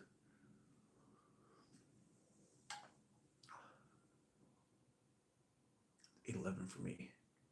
So where are you at, Penelope? Where are you? What country are you in? 2:11 in the afternoon in the UK. Yeah, bro, that's Lone Wolf. That's why I actually start these videos early in the morning. I try to have my morning coffee with you guys, and this way I'll be able to get all my friends in the UK and all my friends in the USA all together at the same time. I used to do them in the evenings, and I'd get a lot of people, but it was a little bit tough to have everyone make it, and a lot of the people from the UK ended up sticking around for a minute, saying hi, and then leaving, even though half you guys, for some reason, never seem to sleep. But yeah. It was on Amazon for a decent price. They don't rust. They have a bit more weight than standard steel, but the seller disappeared. Ah, that sucks. That ditch, how you doing? Houston, Texas. Wow.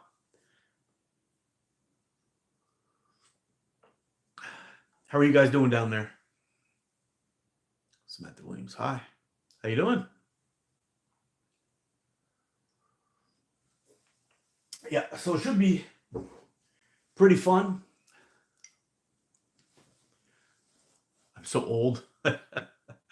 Yeah, you're right. I'm old. Southern UK here. 48 is agent. Mark, where am I in Canada? I'm in Quebec. Very close to Montreal.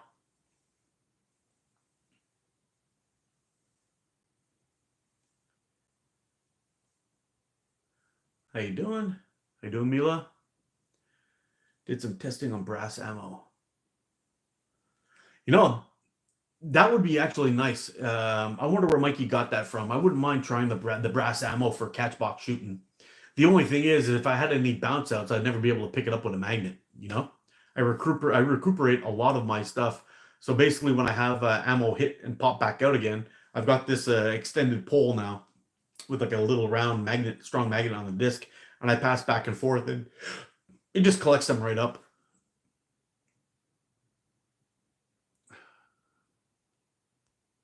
Do I love God? Yeah, of course.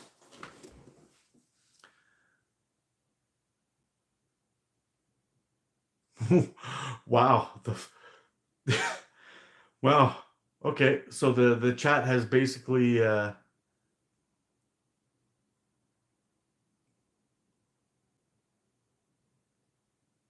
nah, bro. I'm not old. I'm not old at all. Yeah, there's nothing old about this man. Maybe just the beard, but that's just marriage and work. The rest of me is all young. Young and ridiculous. That's how I like to live my life. My favorite bands for Stepper Sling Black Point 6. How do you find the new Army Green? I've done a little bit of testing with the Army Green. I was having a little bit of problems with longevity with them. I was able to shoot getting anything over 200 shots. I was having a problem with. I have since switched um, to constrictor knots to attach my pouch. We'll see how it goes. I wanted to give it a fair shot before I did my review on it. I tested my what did I do? I changed my roller. I changed my elastic that I was using to tie the pouches on. I went from amber belt. I went to crystal string. I was still having problems with early breakage. I even did a video where I tested the OTT bands tied in a TTF fashion to make sure that the elastic would last. I got a little bit more doing it that way, but really there's no difference in how you shoot. But in the end, there that was it. It was just I can't seem to get the bands to last for me, and they were untuned bands at that. So, I mean, these ones are kind of semi-tuned. So I pulled it here. I got a little bit more, but we're just about there. The other bands I had them, I was pulling them way back here, and they were still breaking early. So instead of doing a review on them and trashing them, I would decided to hold on till I could figure out the recipe to make sure that they shoot nice, and then we'll go for it. But I've had much more success using the constrictor knot than I've had with anything else. That's talking about using cuffs, using crystal string, using amber belt, and wrap and tuck. So far, I'm having a much better life with the constrictor knot. I'm getting no slippage, and it seems to be working well for me.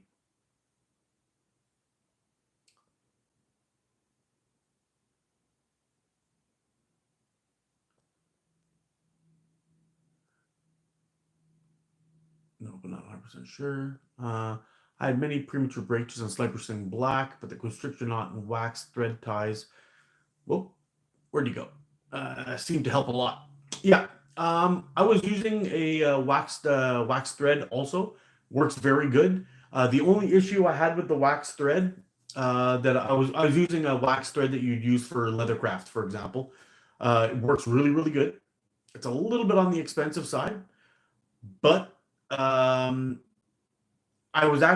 had to be careful on how tight I pulled them because I actually cut right through the elastic with it.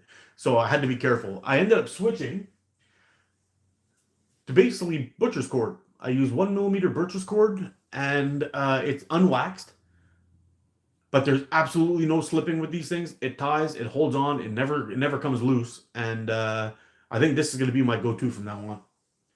And you can whip up a band set pretty damn quick with the constrictor knot once you get used to tying it. So it's pretty nice. How old am I? I'm 48 years old. What string are you using? Just answered that. It's the butcher's cord, 1 millimeter thick, all cotton. Do I know what VR is? Yes, I do.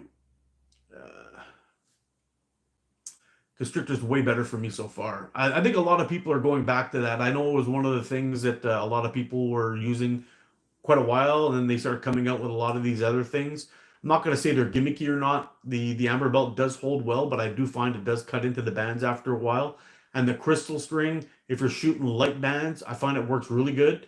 But as soon as you go start going up in bands, it starts to slip. And when you have that little tab there and you're pulling on it tight and you see it start to slide down the band, it creates like a friction burn, and these pieces will actually just start killing your bands earlier. So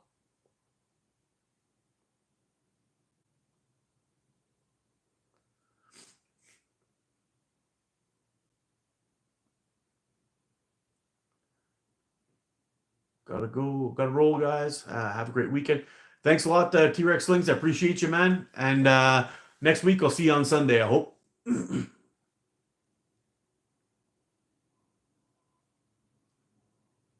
Cheers, Mark. Cheers, man. I find Sniper Sling Green doesn't like being pulled tight on the pouch, and I relax it a bit, and it gets way better longevity. Yeah, you know what, Brent? That's part of the problem I was having with the green, and it was I did my first band set tuned. I think I got 50 shots out of it, and it croaked. And I was like, oh man. So then I said, okay, I'm gonna cut one the width of the roll. So I cut one of the width of the roll, put them on there, and I started shooting. I made 3 band sets like that. All 3 of them, I had problems. I didn't make 200 shots, just 200. I think the last time I tested it, I had I was shooting 8 mil steel. I tried amber belt, I tried crystal string, I tried cuffs, and it was all the same. And I was like, man, what the hell am I doing wrong? So I went and I made another band set. I changed my cutter roll. Maybe we had a little nick in it somewhere, and it was not cutting right. Tried that, still same problem. And I'm like, man, I don't know if I got a bad roll or what, because I know a lot of other people are saying they're having a good time with it. But there's something about that elastic that gives me issues. And it's the same thing with the GZK. I got the GZK see-through green and the Jinpu. They all seem to have that funny, smooth finish. With all those, I just can't seem to get on with those bands. I don't know what the deal is. I don't know. But when you look at these guys, they're kind of like a more flat color. You see what I mean? And then you get the other ones that have more of a shiny color on it or a shiny finish. I have trouble with those bands. And the Sniper Sling Black is kind of the same thing. But they got more of like a powdery crap on them. But I had that issue. But the yellow, I can shoot the yellow all day long. I get 400, 500, 600 shots out of them sometimes.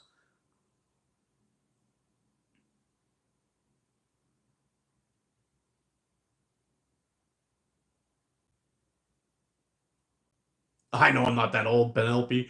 I know. But I get these people that come on here sometimes and they decide to troll me, call me an old, call me a grandpa, all that stuff because of my little white beard here. But you know what? My dad had the exact same thing and he was 19 years old. But whatever. People like to talk shit. I like to indulge a little bit and then pass them on. And if they keep on going, I toss them the hell out of here and that's it. Have I ever tried simple shot 11 millimeter clay? Nope, I haven't. Use amber belt with a wrap and tuck method. That I haven't tried. To be fair, I haven't tried that. But for the amber belt, I used to wrap my belt, tie it up, and then I would grab each end and kind of pull on them so the belt would roll up and not have a straight edge on it. And that made things a little bit better, but not entirely. But the weird thing is that I used to use crystal string back in the day, and I didn't have this problem. So it's possible that the problem that I'm having is that while I'm tying these bands up, the elastic stretches out and then kind of stays there. It loses its tension, and that's why it's starting to stretch. It could just be a lesser quality crystal string that I got. It's possible. But I got it from 2 different makers. I got some from from AliExpress. I got some from Sniper Sling, and I got some from Precise. And I was having problems with all of them, so I just ditched it. That's it. I'm going back. I'm going to the Constrictor knot and staying there. Yeah, Brant. You know what? I think it was you who mentioned this to me last time using the Constrictor knot with fly backing line. The fly backing line, I think is going to be pretty good. I've used the inside of paracord. I find paracord's a little bit on the slippery side. Why didn't you say hi to me, Joseph? I'm sorry, dude. I didn't see you in the chat. I must have passed right by you. But thanks for stopping in, dude. Appreciate you, man. I wrap quite a few millimeters along to protect the area. That's a good idea too. I saw Jordan Smothers shoot a pouch off of his hand 3 times at 3 different events.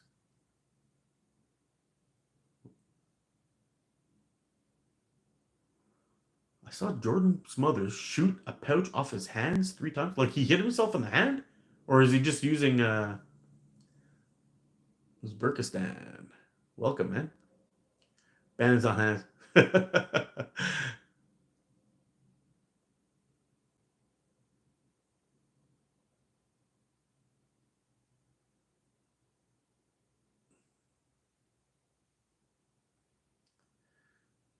You know, I used to shoot when my bands were getting tired. I would start seeing that little nick in there, and I would just take a couple more shots, check it out, take a couple more shots, check it out, until the last time I went to shoot, and I had an ammo. It let go of my hand, and I was shooting like a .7, I think it was, and when one side broke, it just pulled the pouch right out of my hand, and I ended up digging my frame. I'll never do that again.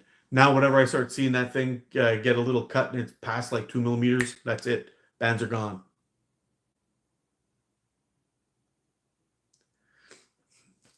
Still in you. I'm telling you, bro. You gotta get back into it, man. You're gonna get out there shooting. You're gonna have a blast. It's so much fun. And I mean, I made a whole bunch of slingshots out of tree forks. I head out into the woods with my saw, with my slingshot, do some shooting, find some cool Y forks, cut them up, take them home, let them dry for a little while, or stick them out in the sun, let them bake out in the deck, and then I get to work. And you can make some really nice slingshots, man. Let's see if I can pull one up here real quick for you.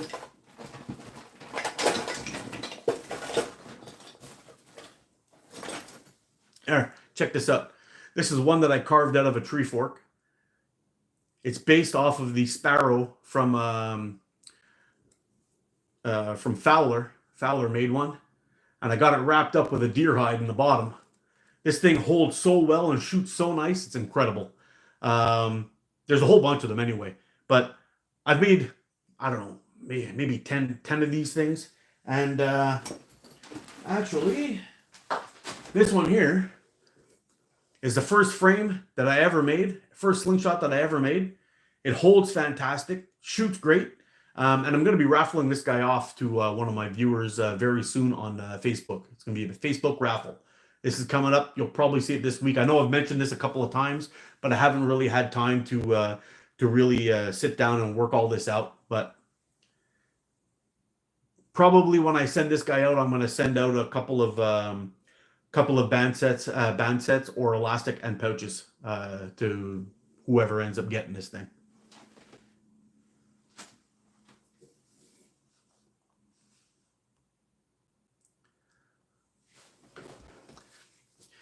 Tennessee, how have you had any luck with Jim Poo? Do you find it lasts well, lasts long, and all that stuff? I've got .45 and .5. I love the elastic. I wouldn't say it's the fastest. I wouldn't say it's the fastest elastic, but it's pretty quick and performed well. But I found it was a little bit on the heavy draw side, and I couldn't get good life out of it. Yeah, you know what, Mike? I ended up. He wrote here, I had a white beard since my mid 30s. I started getting salt and pepper in my hair and in my face, probably in my 20s, and then by the time I hit my 30s, this pretty much looked the same, except for the mustache came down a little bit longer with the brown. That was about it. Do I like Taylor Swift? I don't like her or hate her. She's not really my thing. I like Precise Amber Belt. I think I got some of that. I might have some of that. I've kind of been giving it out or throwing it away since I switched to the constrictor knot.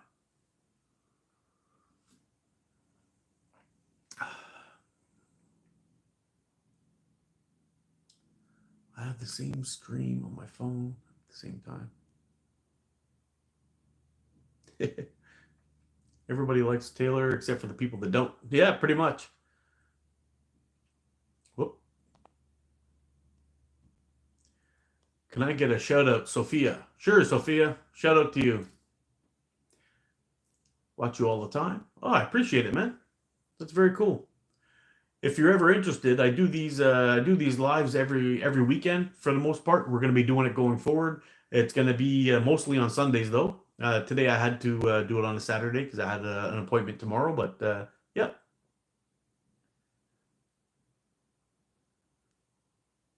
The wave or snug method. I don't know what that is, Mike.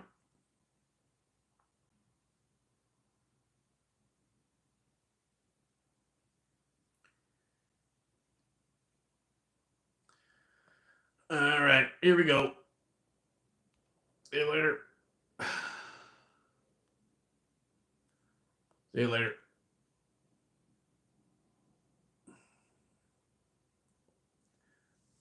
Southwell's Caddies, Amber Belt. I haven't tried it. I haven't tried the Amber Belt from them. There's so much to learn about slingshots. Selwyn, you're absolutely right. But here's the thing. You know, people like me or all the other guys that are out there that are telling you about what they do, it's a good place to start. But the finish has to be on what you decide works for you. There's a lot of people out there that'll say, I've mentioned this before. I often get the comments like saying, "Hey, I use this because this person uses this," and I'm like, "Okay, you could, doesn't really matter. Name an influencer. They could be the one using whatever it is that they use, and that's fine. But it may not work for you, and this is part of the issue. Well, ATO says this, and there's been a couple of videos where I say I prefer using this taper, and other people have come out and said, no, it's this taper. And I'm not going to sit there and argue with anybody. I've done my research just like everybody else should do with their research. And if I come up and I say to you or anybody watching, this is the best way, don't take my word for it. Do your own research. Get out and test it. Sure, you may not like it. And a lot of people have asked me about the tapers that I use for when I do my band testing. Now, I use 24 to 12 during my band testing for speeds and all this stuff. The reason why is because back in the day, I did a video of tapers versus performance, or I can't remember what I called it, but it was something similar. I had 18 to, I think it was 18 to 12, 24 to 12, 20 to 12, 25 to 15. Anyway, I tested a whole bunch of them. I tested them with two different ammos. We tested with 8mm steel and 9.5mm steel, both tapers with both elastic, and we worked our way up and down. And it kind of showed which ammo was the fastest one for the speed in those conditions with my draw length and all that stuff. But it basically showed all the information on that. Now, I came up with, for 8mm steel, the 24 to 12 was the fastest taper. The fastest taper that I had for the 9.5 steel was not 24 to 12. It was actually 25 to 15, which outperformed the 25-20 in my tests. There are other times where you want to use that 25 to 20 when it's really, really cold outside. You need a little bit more pull, more punch, more power to be able to move that ammo through that cold snap. But really, in the end, it comes down to what's going to work for you.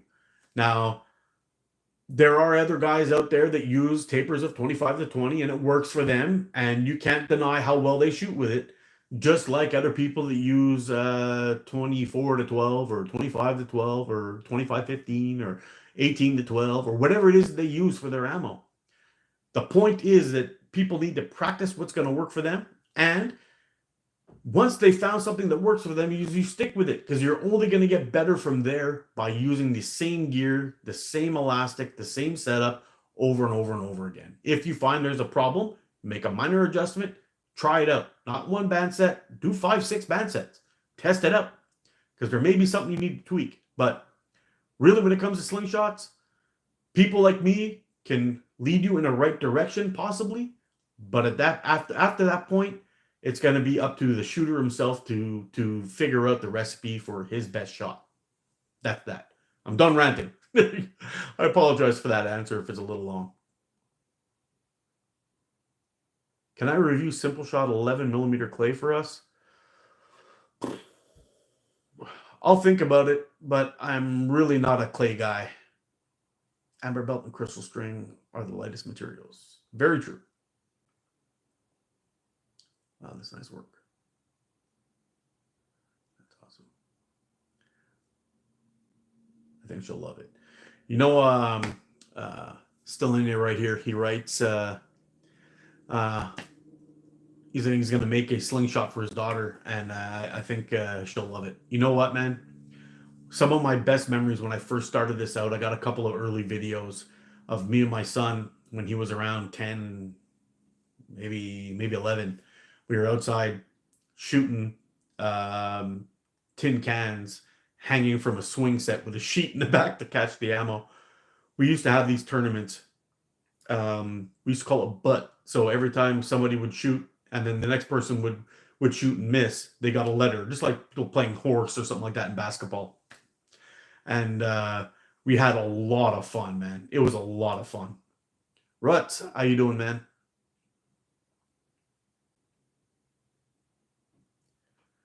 I appreciate you, man.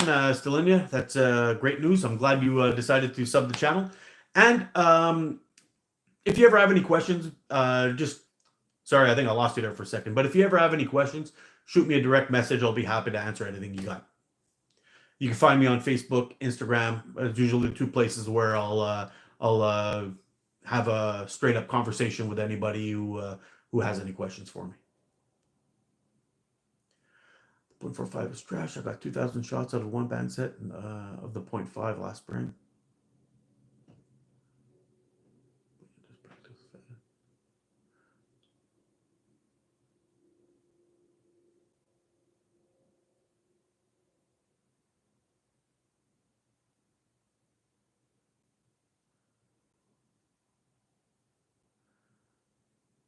How you doing, Caden? Happy birthday. Yo, bro, how you doing? I use 0.4 in summer and 0.5 in winter BSB. Just got other latex coming in. Maybe. Yeah, you know what? In summertime, I like to use 0.4, 0.45. I'll go to 5 too. But here, our winters get a little bit cold, so sometimes I actually have to go up to 0.7. 0.7, 0.65, 0.6. It all depends on where we're at in the temperature to be able to get things working.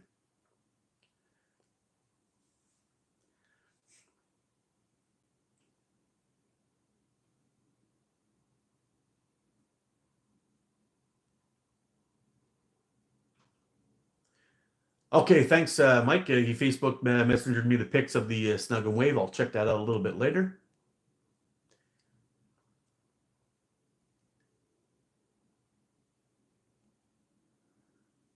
Hey guys, let's all give a thumbs up to Tennessee Slangin' and Krudel for doing an amazing job today. Like no joke, 2 thumbs up from my boys. I wish I could do something more, man. You guys are taking the heat off a little bit, and I appreciate you, man. Yeah, yeah. Krudel beat me by a second. We double smacked that dude. You guys did a great job. You guys are the best. I'm telling you.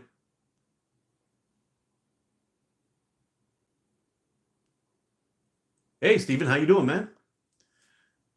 Drop them like a toilet seat. That's it.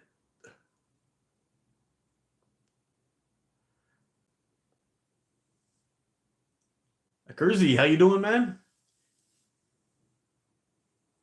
Yeah, everything's doing good, man. I'm glad you popped back in. We're a day early this week, but we'll be back on Sundays next week, so it's going to be fun. Ah, cool.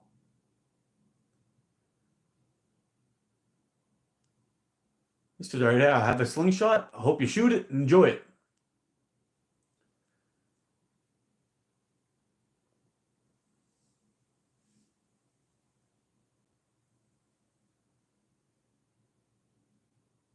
Yeah, that's exactly what we did too, man. He's here. Still in your My daughter does craft.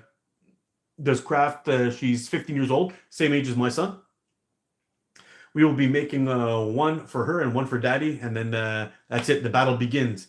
Let me tell you, man, you're gonna have a good time. It's a lot of fun.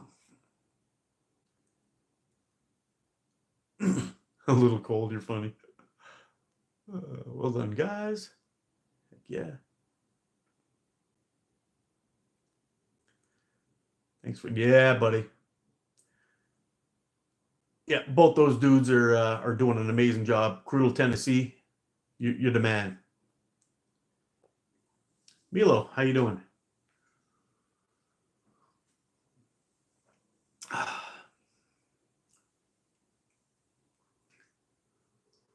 Mm.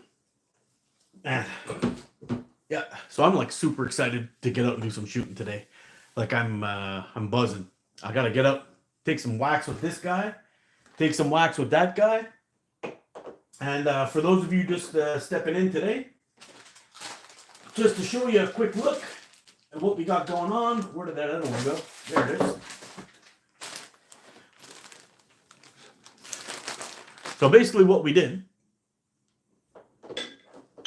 is I did a little show and tell a little earlier on, probably about an hour and a half ago, I'm guessing by now. We got this guy here that we got from Prime Fork Catapults. It is the Centurion. And we got this guy here, which is called the Vortex, also from Prime Fork Catapults. The elastic bands that we put on there are the brand new Olympus Green 0.6. And on the second order that we got in, we got the 0.5 Olympus Green, 0.6 Olympus Green, which is actually on those frames, and we got the 0.5 that's on the Olympus Green. And from my boys over there, I also got this sweet toque that we'll be wearing outside in the snow when we're shooting a little bit later. This is the Omega Slings shirt and toque. Proud to wear my gang colors, let me tell you. And from the first test I did with the electric white from Omega Slings, some of the best elastic I've ever tried. And haven't even tried it tuned up yet. But this green that we're going to be shooting, they're very close to tuned. I did a little quick calculation in my brain without testing, without basically mathing it out on a calculator to exactly how I want to have them set up. But they feel really, really nice. And my anchor point adds here, and my bands pull right back to about here, which might be a little bit long, but still very, very close to how I like my elastic.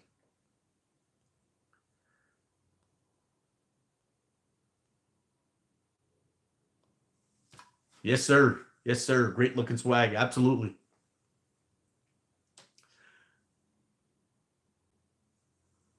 Would like to know if that 0.6 is as good as Southwest Caddy's 0.6 red. Well, I'll tell you, the 0.6 cat red from Southwest Caddies, actually, I have it on my Cygnus.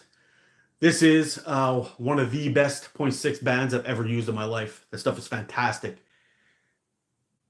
It seems to be a little lighter on the draw, although these bands are a little bit old, a little bit lighter on the draw than the. Maybe I'm talking shit. Hold on a second.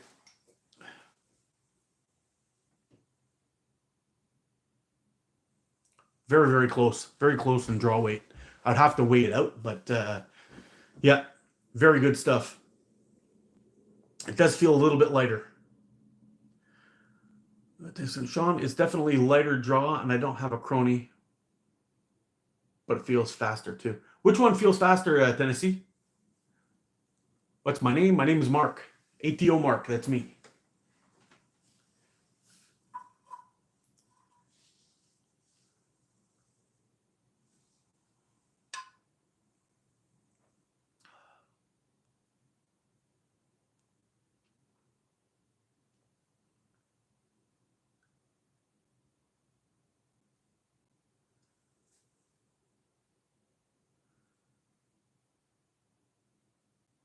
Yeah, we'll have to see which one feels a little bit faster.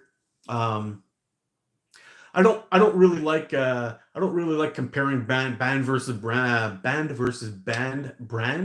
because what may feel good for me may not feel good for you. So I don't like going into that. What I do like to do though is voice the stats. Which one's faster? Which one's this? Which one's that? On that specific brand, just here it is. I've got a lot of different. I've got a lot of different elastic that I like. I mean, like I've mentioned many times before, Gongchi White 0.5 is one of my favorites. I like Yellow Sniper Slings, one of my favorites. That 0.5 White is absolutely one of my favorites. 0.55 from South Wales Caddies, and point six from South Wales Caddies is one of my favorites. 0.75 from South Wales Caddies is one of my favorites for heavier ammo. 0.8 from 100% is one of my favorites for heavier ammo. Sniper Sling Yellow is pretty damn good too. Sniper Sling Black for heavier ammo, 0.7 is one of the fastest bands I've ever tried in my life, but I can't get any life out of them. Although I should try with the Constrictor Knot going forward with those bands too and see how what kind of life I get. But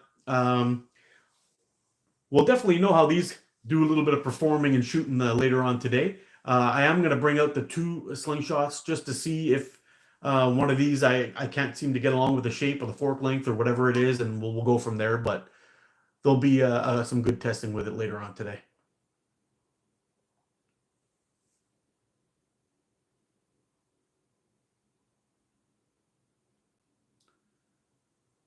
Oh, here. Lone Wolf Res. Yes, I know. You said that before. That's why I got mine. I love this stuff, but trying BSP 0.5. BSP 0.5 is great, but BSP 0.45 is one of my all-time favorite bands too. They're way up there. The 0.45 is fantastic. The only thing I'll say about the 4.5 is that when it breaks weird. Like I was cutting my elastic, for example, and usually you start getting like a little nick close to the pouch, and it just kind of grows and grows, and it cuts across, and it'll snap right off. The BSB 0.45 didn't do that for me. The BSB breaks up along the band, so I end up getting a snap piece about an inch and a half long, and sometimes that little piece would come back and hit you. So on the pouch end. So I decided to just be careful with BSB 0.45. You start seeing a little nick, call it done. But amazing bands. I agree with you, Mark. Another thing is some bands have better brands at different thicknesses. Yes, that's true too. Like Precise, for example, I always found that I can't remember which one, the green one, the apple green one. I think that was 0.5. One of them I find a little bit on the slow side. But the 0.65 was one of my favorite bands. It had probably one of the best draw weights versus speeds out of many of these buttons, and they were great. I stand with you, Mark. Yep. Sorry, I hit the wrong button. He's from Canada. Yes, sir. I'm from Canada. Sorry about that. Getting too trigger happy. You take over, Tennessee. Oh, boy. How you doing, Alex? Got some coming. What do you think about Britney Spears? I don't think anything about Britney Spears.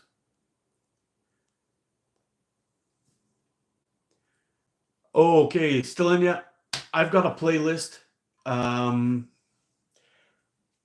I feel pretty damn proud of it. I've put a lot of good info in there from beginning to end on how to make bands, how to get started in your shooting process.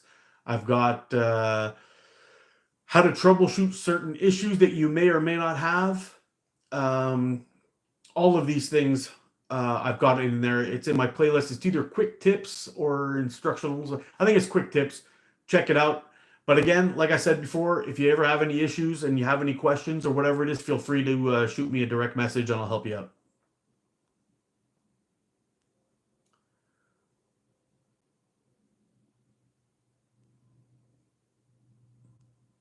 Apple green, yeah, I think apple green is a 0.45, and I can't remember which size is a 0.5. Maybe it's the green, the regular green.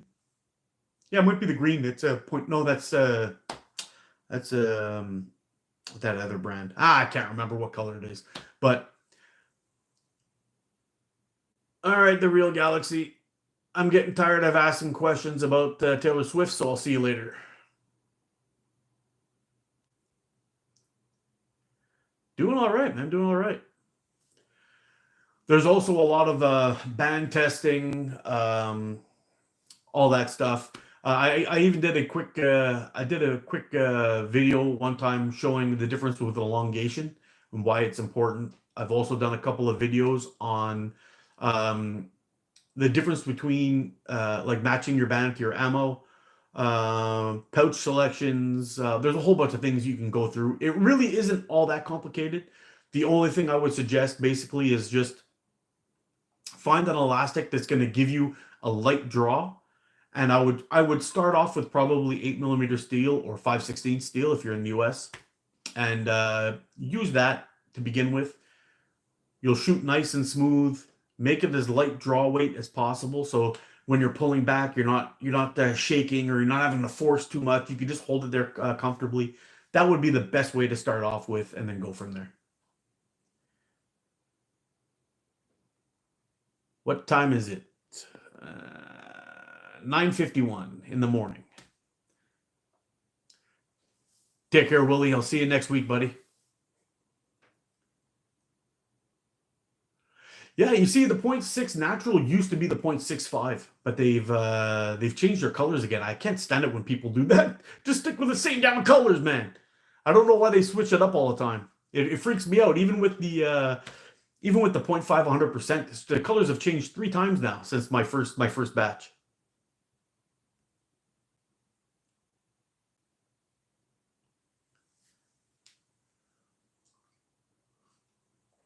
Yeah, I think the .65 is it used to be the natural. I think that's gone now. I don't think you can get that anymore. And I'm sure they still have the .65, but you don't see the elastic around much anymore.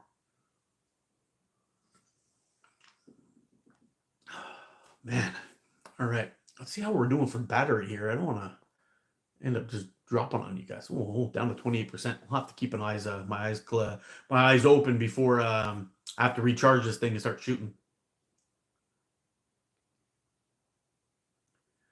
South Wales Caddies .55 is the bomb. Love that stuff. And I was actually pretty honored to do the initial testing of a lot of the South Wales Caddies bands. The .6, the .55, I really love that stuff.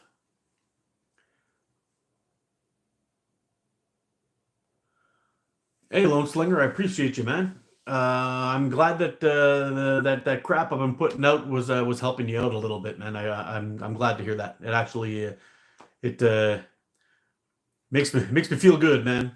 I'll tell you, the when I was first starting out, there wasn't really that many instructionals out there where people went into detail. It was basically, here, this is how you aim and you shoot, and it's good. And there's a lot of good shooters at the time, but they didn't really break down things for me to understand. Um, and when I started doing a lot of my shooting videos, as I was figuring things out, I would come out and do a video basically saying, "Hey, uh, this is what I discovered. I hope this will help somebody shorten the learning curve, because it's a lot of shots outside when you're trying to figure out what the hell you're doing wrong and you can't figure it out, and there's nobody around to tell you." And I have nobody. Whoop, I don't know anybody that actually shoots, so I've never actually met with another person besides my son and shot ever. So I'm gonna keep on trying to put these things out as I see things that might help, and hope it's gonna work out for you guys. Hey, take care, Solomon. Thanks for stopping in, man.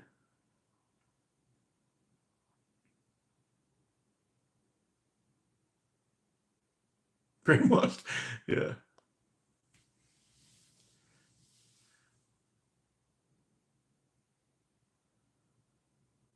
Do I know if that flare gun? What flare gun are you talking about? Shoot 12 gauge. Oh boy. Southwell Caddies is waiting till Chinese holiday to finish because I am waiting for .4 plus .45 to come. So it's a waiting time. You know what? I have some of the .4 Southwell Caddies. Stuff shoots pretty nice. I find it a little bit light. It's like the lightest bands I've ever used, but it shoots great. Come to East Coast Slingshot Tournament with Team Omega. Oh man, I would love to. I would love to, but I don't think I'll be able to get all my paperwork done in time and get the time off of work. It's going to be tough. I would have to save, because my vacation starts again in May. I renew my vacation in May, and I don't think I can get the time off until then. If I do it, I could save vacation from this year for next year. That I might be able to do, and then possibly get my passport and be able to get down there, no problem. Team Omaha gonna drill it.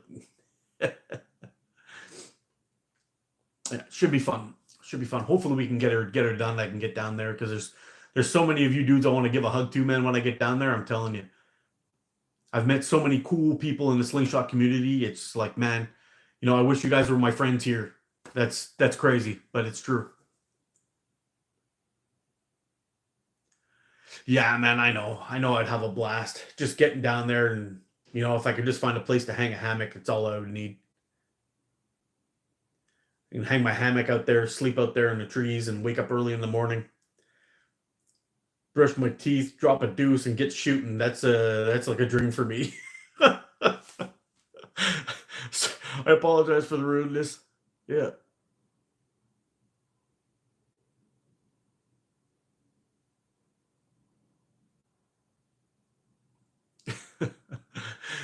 Yeah, you know what, man? That Omega,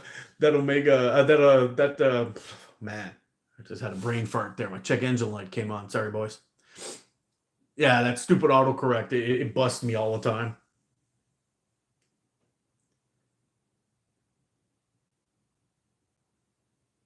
Ah, tell me about it, man. I can't wait. I can't wait for the summer to come in here. I've got all that gear from One Wind Outdoors that I got to get out testing, and it's just been not not not doable so far this winter. I wish they would have contacted me to be an ambassador of their product earlier, and I could have gotten a couple of nights done. But they contacted me right at winter, right when winter was starting, and we started getting snow and sub-zero weather. It was really cold earlier on, and then it just switched. But we'll see what happens. As soon as spring comes, though, I want to get out and do a couple of overnighters and test out that stuff. Living the dream, yes sir. Sling dango.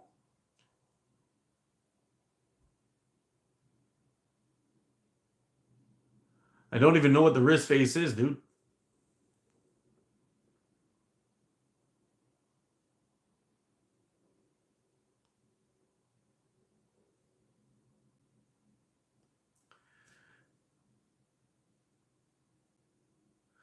Bro, do you know that nail gun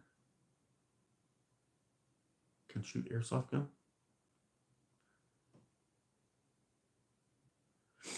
Yeah, Briggsy. When I'm out camping this year, I mean, I've got a nice trip planned. I'm hoping everything falls into place and we can get a good 40K. I keep dropping this thing. I can get a good 40K in the backcountry done this year. It'll be really nice. It'll be my son's first expedition style trip, so it should be fun. But all the overnighters that I do, I will be filming this year. I'm also planning on filming a car camping trip up in just in a local park here. But we've got a nice canoe. I got a canoe I could throw on the roof of my car. We'll go do some fishing and camping and whatnot. It'll be car camping, whatever it is. But we'll do some hikes and whatnot. Should be fun. Just got to be a little bit careful that. Just got to be careful that we don't run into wild hogs. There's a whole bunch of wild hogs up there, and we'll see. A couple of years ago, I had my uncle was up camping in this place, and a pig ran right through his right through his camp. Yeah, trying to get at his food. And that's not good.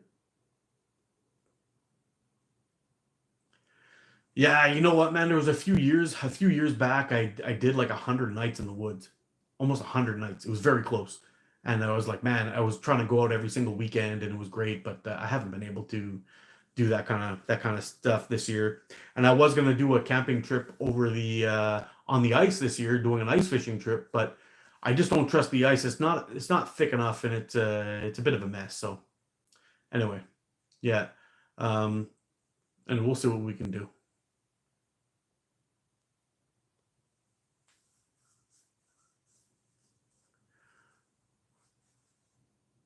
which is meaner, a hog or a moose?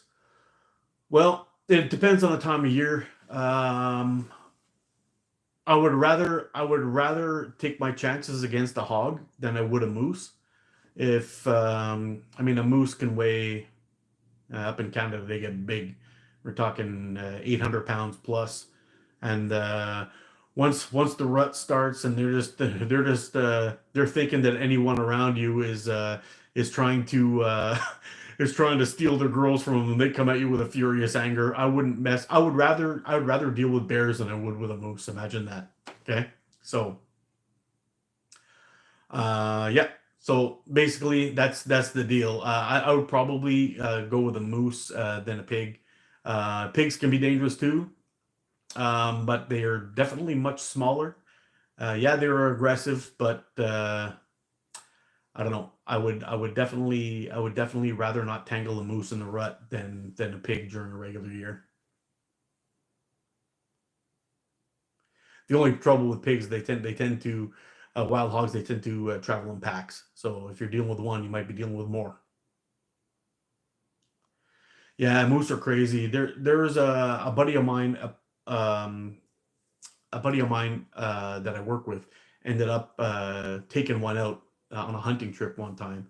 That dressed was um, it was somewhere around 600 pounds of meat, just meat. So you can imagine, you take out all the bones, you take out everything, all the skin, all that stuff, you remove that, but 600 pounds of meat, that's crazy. That's a lot of animal right there.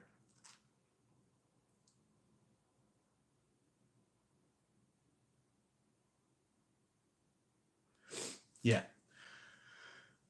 For those of you though who've never eaten any wild game before, you're really missing out. Moose is fantastic. Fall bear, fantastic.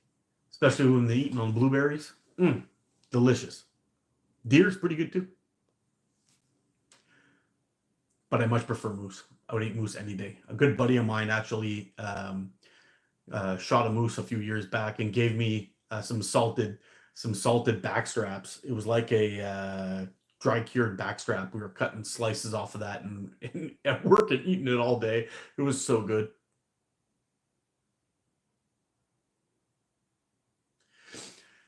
But I think out of all the ones I've tried, out of all the wild game I've tried, I didn't hunt for it, but I've tried it. I had friends of mine that hunted for it. It was elk. That was by far my favorite, I think.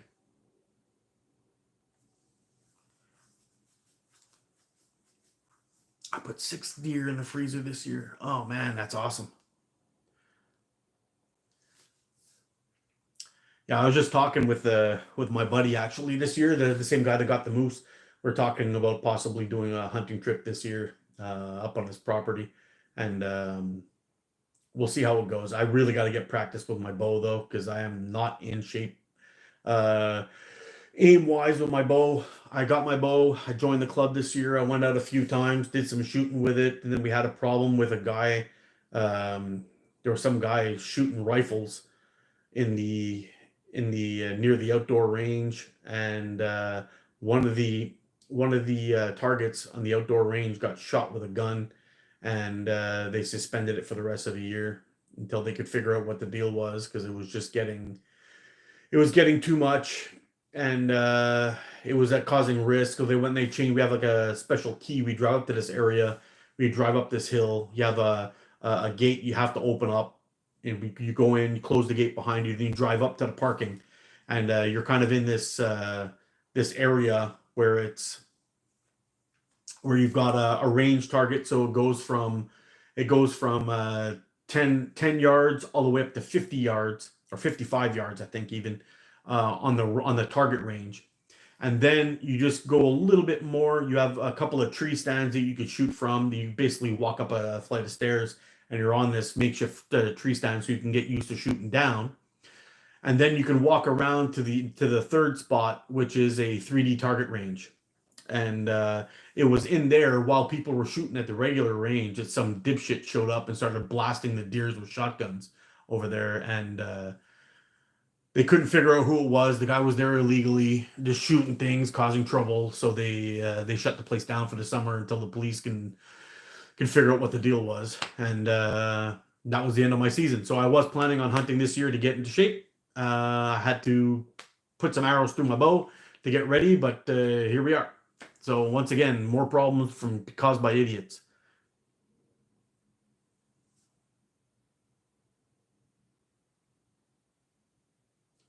I'd settle for a deep freezer to be able to store 6 deer. Yeah, no joke. That's a lot of meat there. They get a little bigger up here.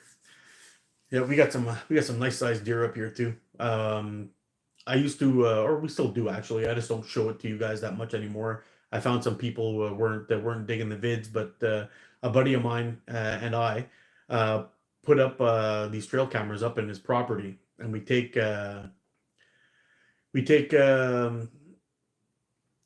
videos of all the critters they got in the area, and we've been trying to track down either a bobcat or a lynx this year. I'm pretty sure it's a bobcat, an adult bobcat. We find the prints all over the place, but like literally, if I've got a camera here and the lynx or the bobcat's walking down here, he does this and walks around the backside of the camera and keeps going. It's like they see it and they know what it is. They're very intelligent critters, or very spooky anyway. But we've been trying to get some pictures of it, and there was not supposed to be any elk in Canada. We got a video of an elk. There's a bunch of things, so it was pretty cool. But hopefully we can get some information and get some good tracking on great critters, and we can do what we got to do. But yeah, that's pretty much it. You bow hunt moose? I do not. I do have a friend who does. This year, this year I was hoping to get enough practice in and get my aim dialed in at 40 meters to be able to hunt some deer. But like I explained earlier, we were having problems with the club, and I couldn't get out. And yeah, I could probably go and just shoot and hope for the best, but I don't want to ethically. I want to ethically kill my animals. I don't want to have any animals injured and suffering at my hand. I'm not into that. I have no problem with taking out critters for food. Not a problem, but I don't want to be responsible for any unethical kills.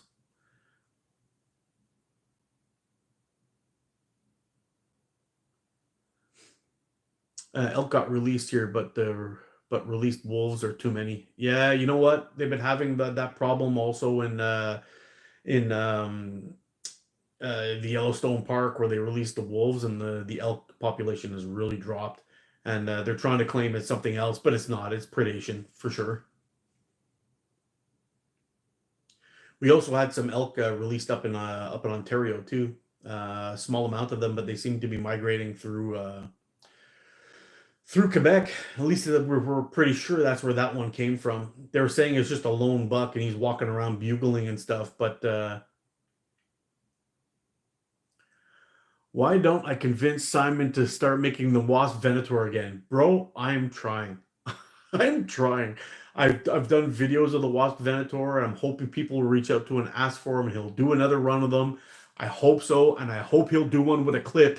If he could do that, oh my God, I'd be out of control.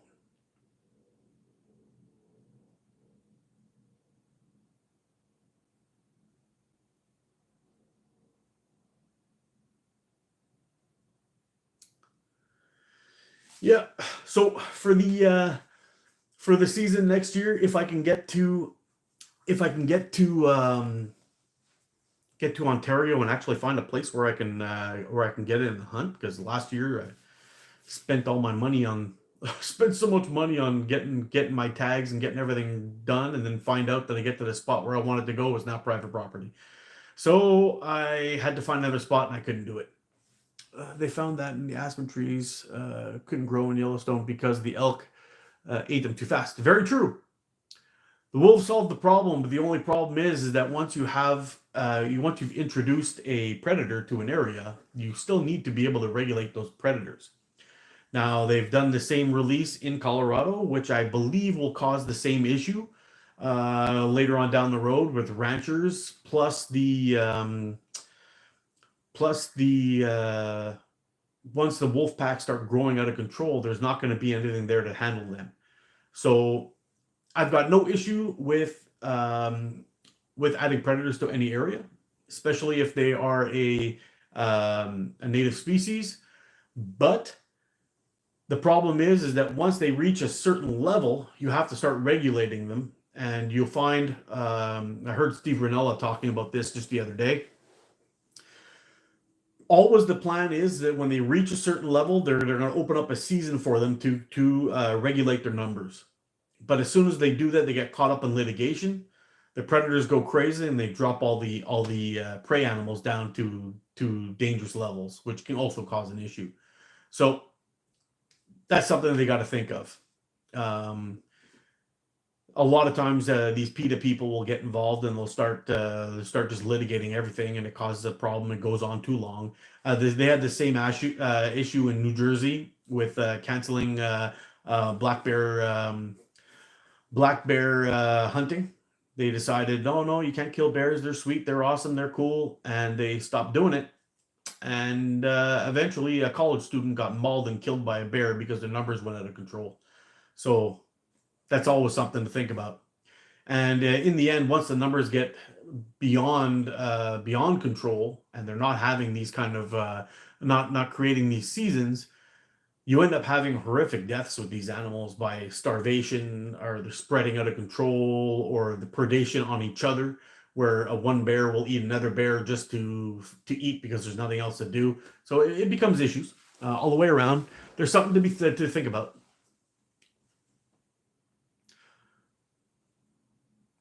Yeah, man. We are blessed with pristine lakes and rivers. I love my river fishing. Me too, man. I love fishing. Fishing is probably one of my favorite things to do.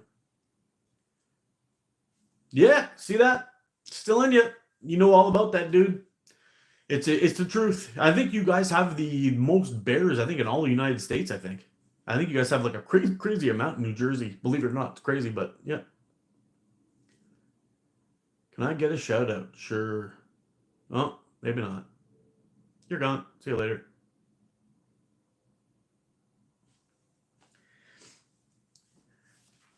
Yeah, but they're going to be making the same issue in Colorado with the Bears.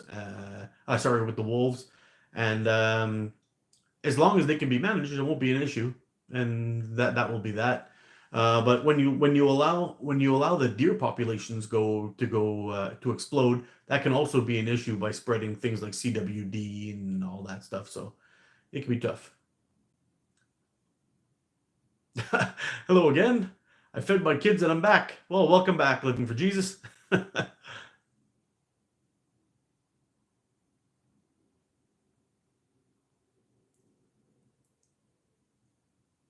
I ever wrestled a bear? No.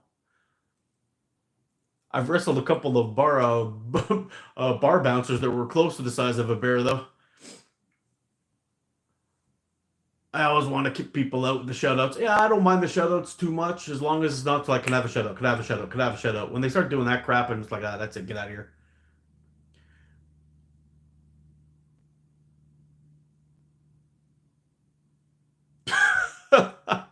We have a few bears here in Tennessee, but I've never seen one here. I did see an escaped lion when I was a kid. What the hell? Can I get a shout out? I'm back. Evie, shout out for you. There you go. Hello, I want to teach you Farsi. I'm not interested. Thanks anyway, though. Kevin Hansel. Hey, what's up, dude? I don't know how much longer I'm going to be able to go, buddy. This is, I've only got 18% left on my phone. I got to recharge it and get out and shoot these bands. So I might have to cut this one a little bit. Well, it's not that short. We're 2 hours and 30 minutes in, I guess.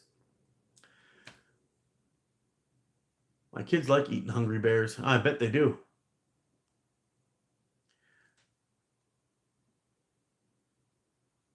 Just saying, Tennessee, I can put you on some great river fishing. Oh, man, that's awesome.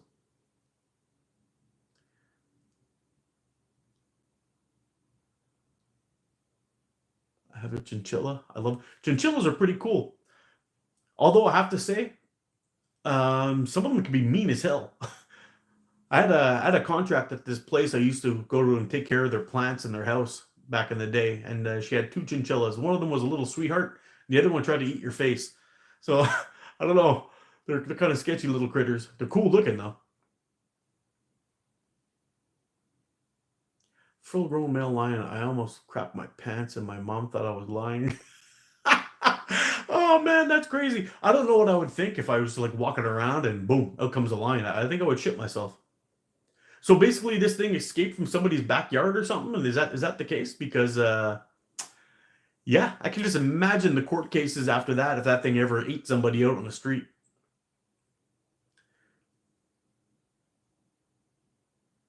I'm tired of the woods and getting full of lion. West Tennessee could be crazy. Yeah, I bet it can.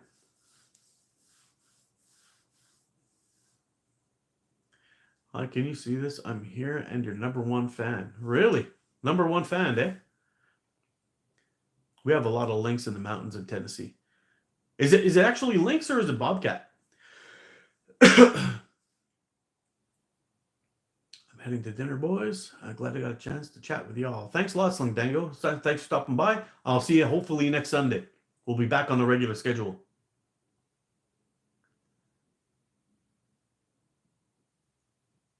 Yep, it did. My neighbor shot it because it was tearing into his back door. Oh my God. Mountain cats. I know up here in Canada we have where I live anyway is basically on kind of that mid section in our area or on the East Coast where bobcat and lynx kind of mix. We're kind of in that zone. A little bit more north, it's mostly lynx and no bobcat at all.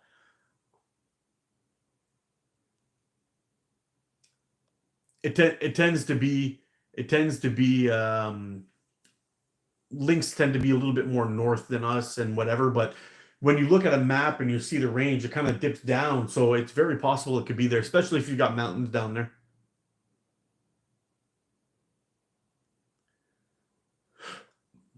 Yeah, it's a weekend for me too. What's up, David?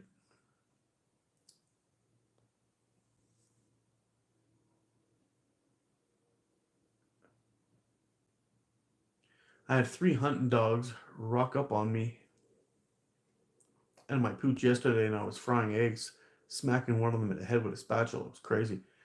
Man, we had we have an area where I live. This little mountain that's close by, and this woman was actually out walking her dog, and a pair of coyotes attacked her and her dog. They started with her dog, then attacked her, and she ended up picking up this pole, a metal pole that she found that I guess somebody had just dumped there. She was running, pulling her dog on a leash, and she ended up fighting the two coyotes off with this metal pole, and she was dinging them right off the head. They just kept coming at her. Later on, she ended up going a little bit farther when the coyotes ran away, and they ended up finding. Or she ended up seeing two cubs or babies or whatever puppies of the coyotes that attacked her. But a lot of people say, "Oh, coyotes are not that big of a deal." But up here, if anybody knows the situation, usually a coyote like you would find say in the southern states is probably around 30 40 pound dog, not very that big. But they did a lot of hunting in the Algonquin Park area, and these they almost wiped out all the wolves. The wolves didn't have anything to breed with, so they ended up breeding with coyotes and creating what they call coy wolves, but really that's not the case. They're just hybrids. Coy wolf doesn't really even exist, but they ended up taking these coy wolves ended up moving east, so they actually call them the eastern coyote, which is a hybrid of coyotes, wolves, and domestic dog. So quite often when you see a coyote running around in our area, it's around a 65 or 70 pound dog, which is a big dog, and it's basically it's a coyote. So we have some big ones here. There was another one too out in I think it was in Nova Scotia. There was a young folk singer that was walking up there, and she got killed by coyotes up there. They found her; she was still alive, but she didn't make it. But a lot of our coyotes up here are big. They're not little fellas.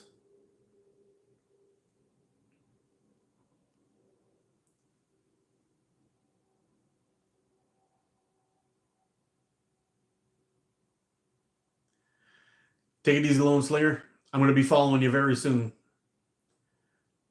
Read this, boy. What's up, dude? That's why we have air rifles to protect us from coyotes and mountain cats. You know, I used to have a beagle named Jake. I had him outside in the backyard, and he was we had him on a leash because we didn't have a fence in the front. Still don't actually. We're working on that. But I let my dog out, and I heard some growling. My dog was barking his head off, going ballistic. And it was the middle of spring. I ended up having a whole bunch of onions drying on my table, onions and potatoes. And my dog was barking like crazy. And I walked around the front. I walked around the back, through the back.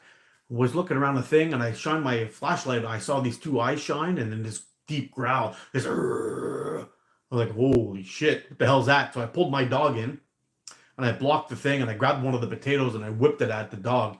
And the potato hit the chain link fence, split in half, and I got him in the ass and in the side. And he took off, and I never seen another one around here again since then. But the coyote here, the whatever that was growling at my dog on the other side was much bigger than I expected. Yeah. Still waiting to see Bigfoot. Yeah, good luck. Let me know if you get a good picture of him. I'd love to see him. Patrick's coyotes in the middle end.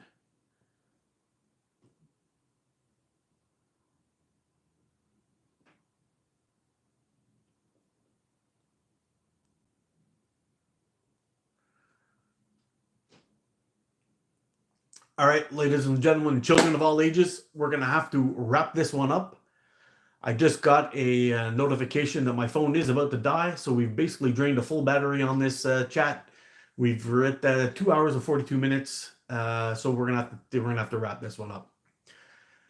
As always, guys, keep your eyes open for a video. There will be coming one soon in the next couple of days. I also got a couple shorts coming for you.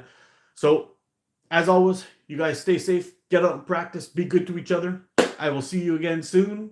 I love you guys. You're freaking awesome. Bye for now. High five. Whoop. There you go.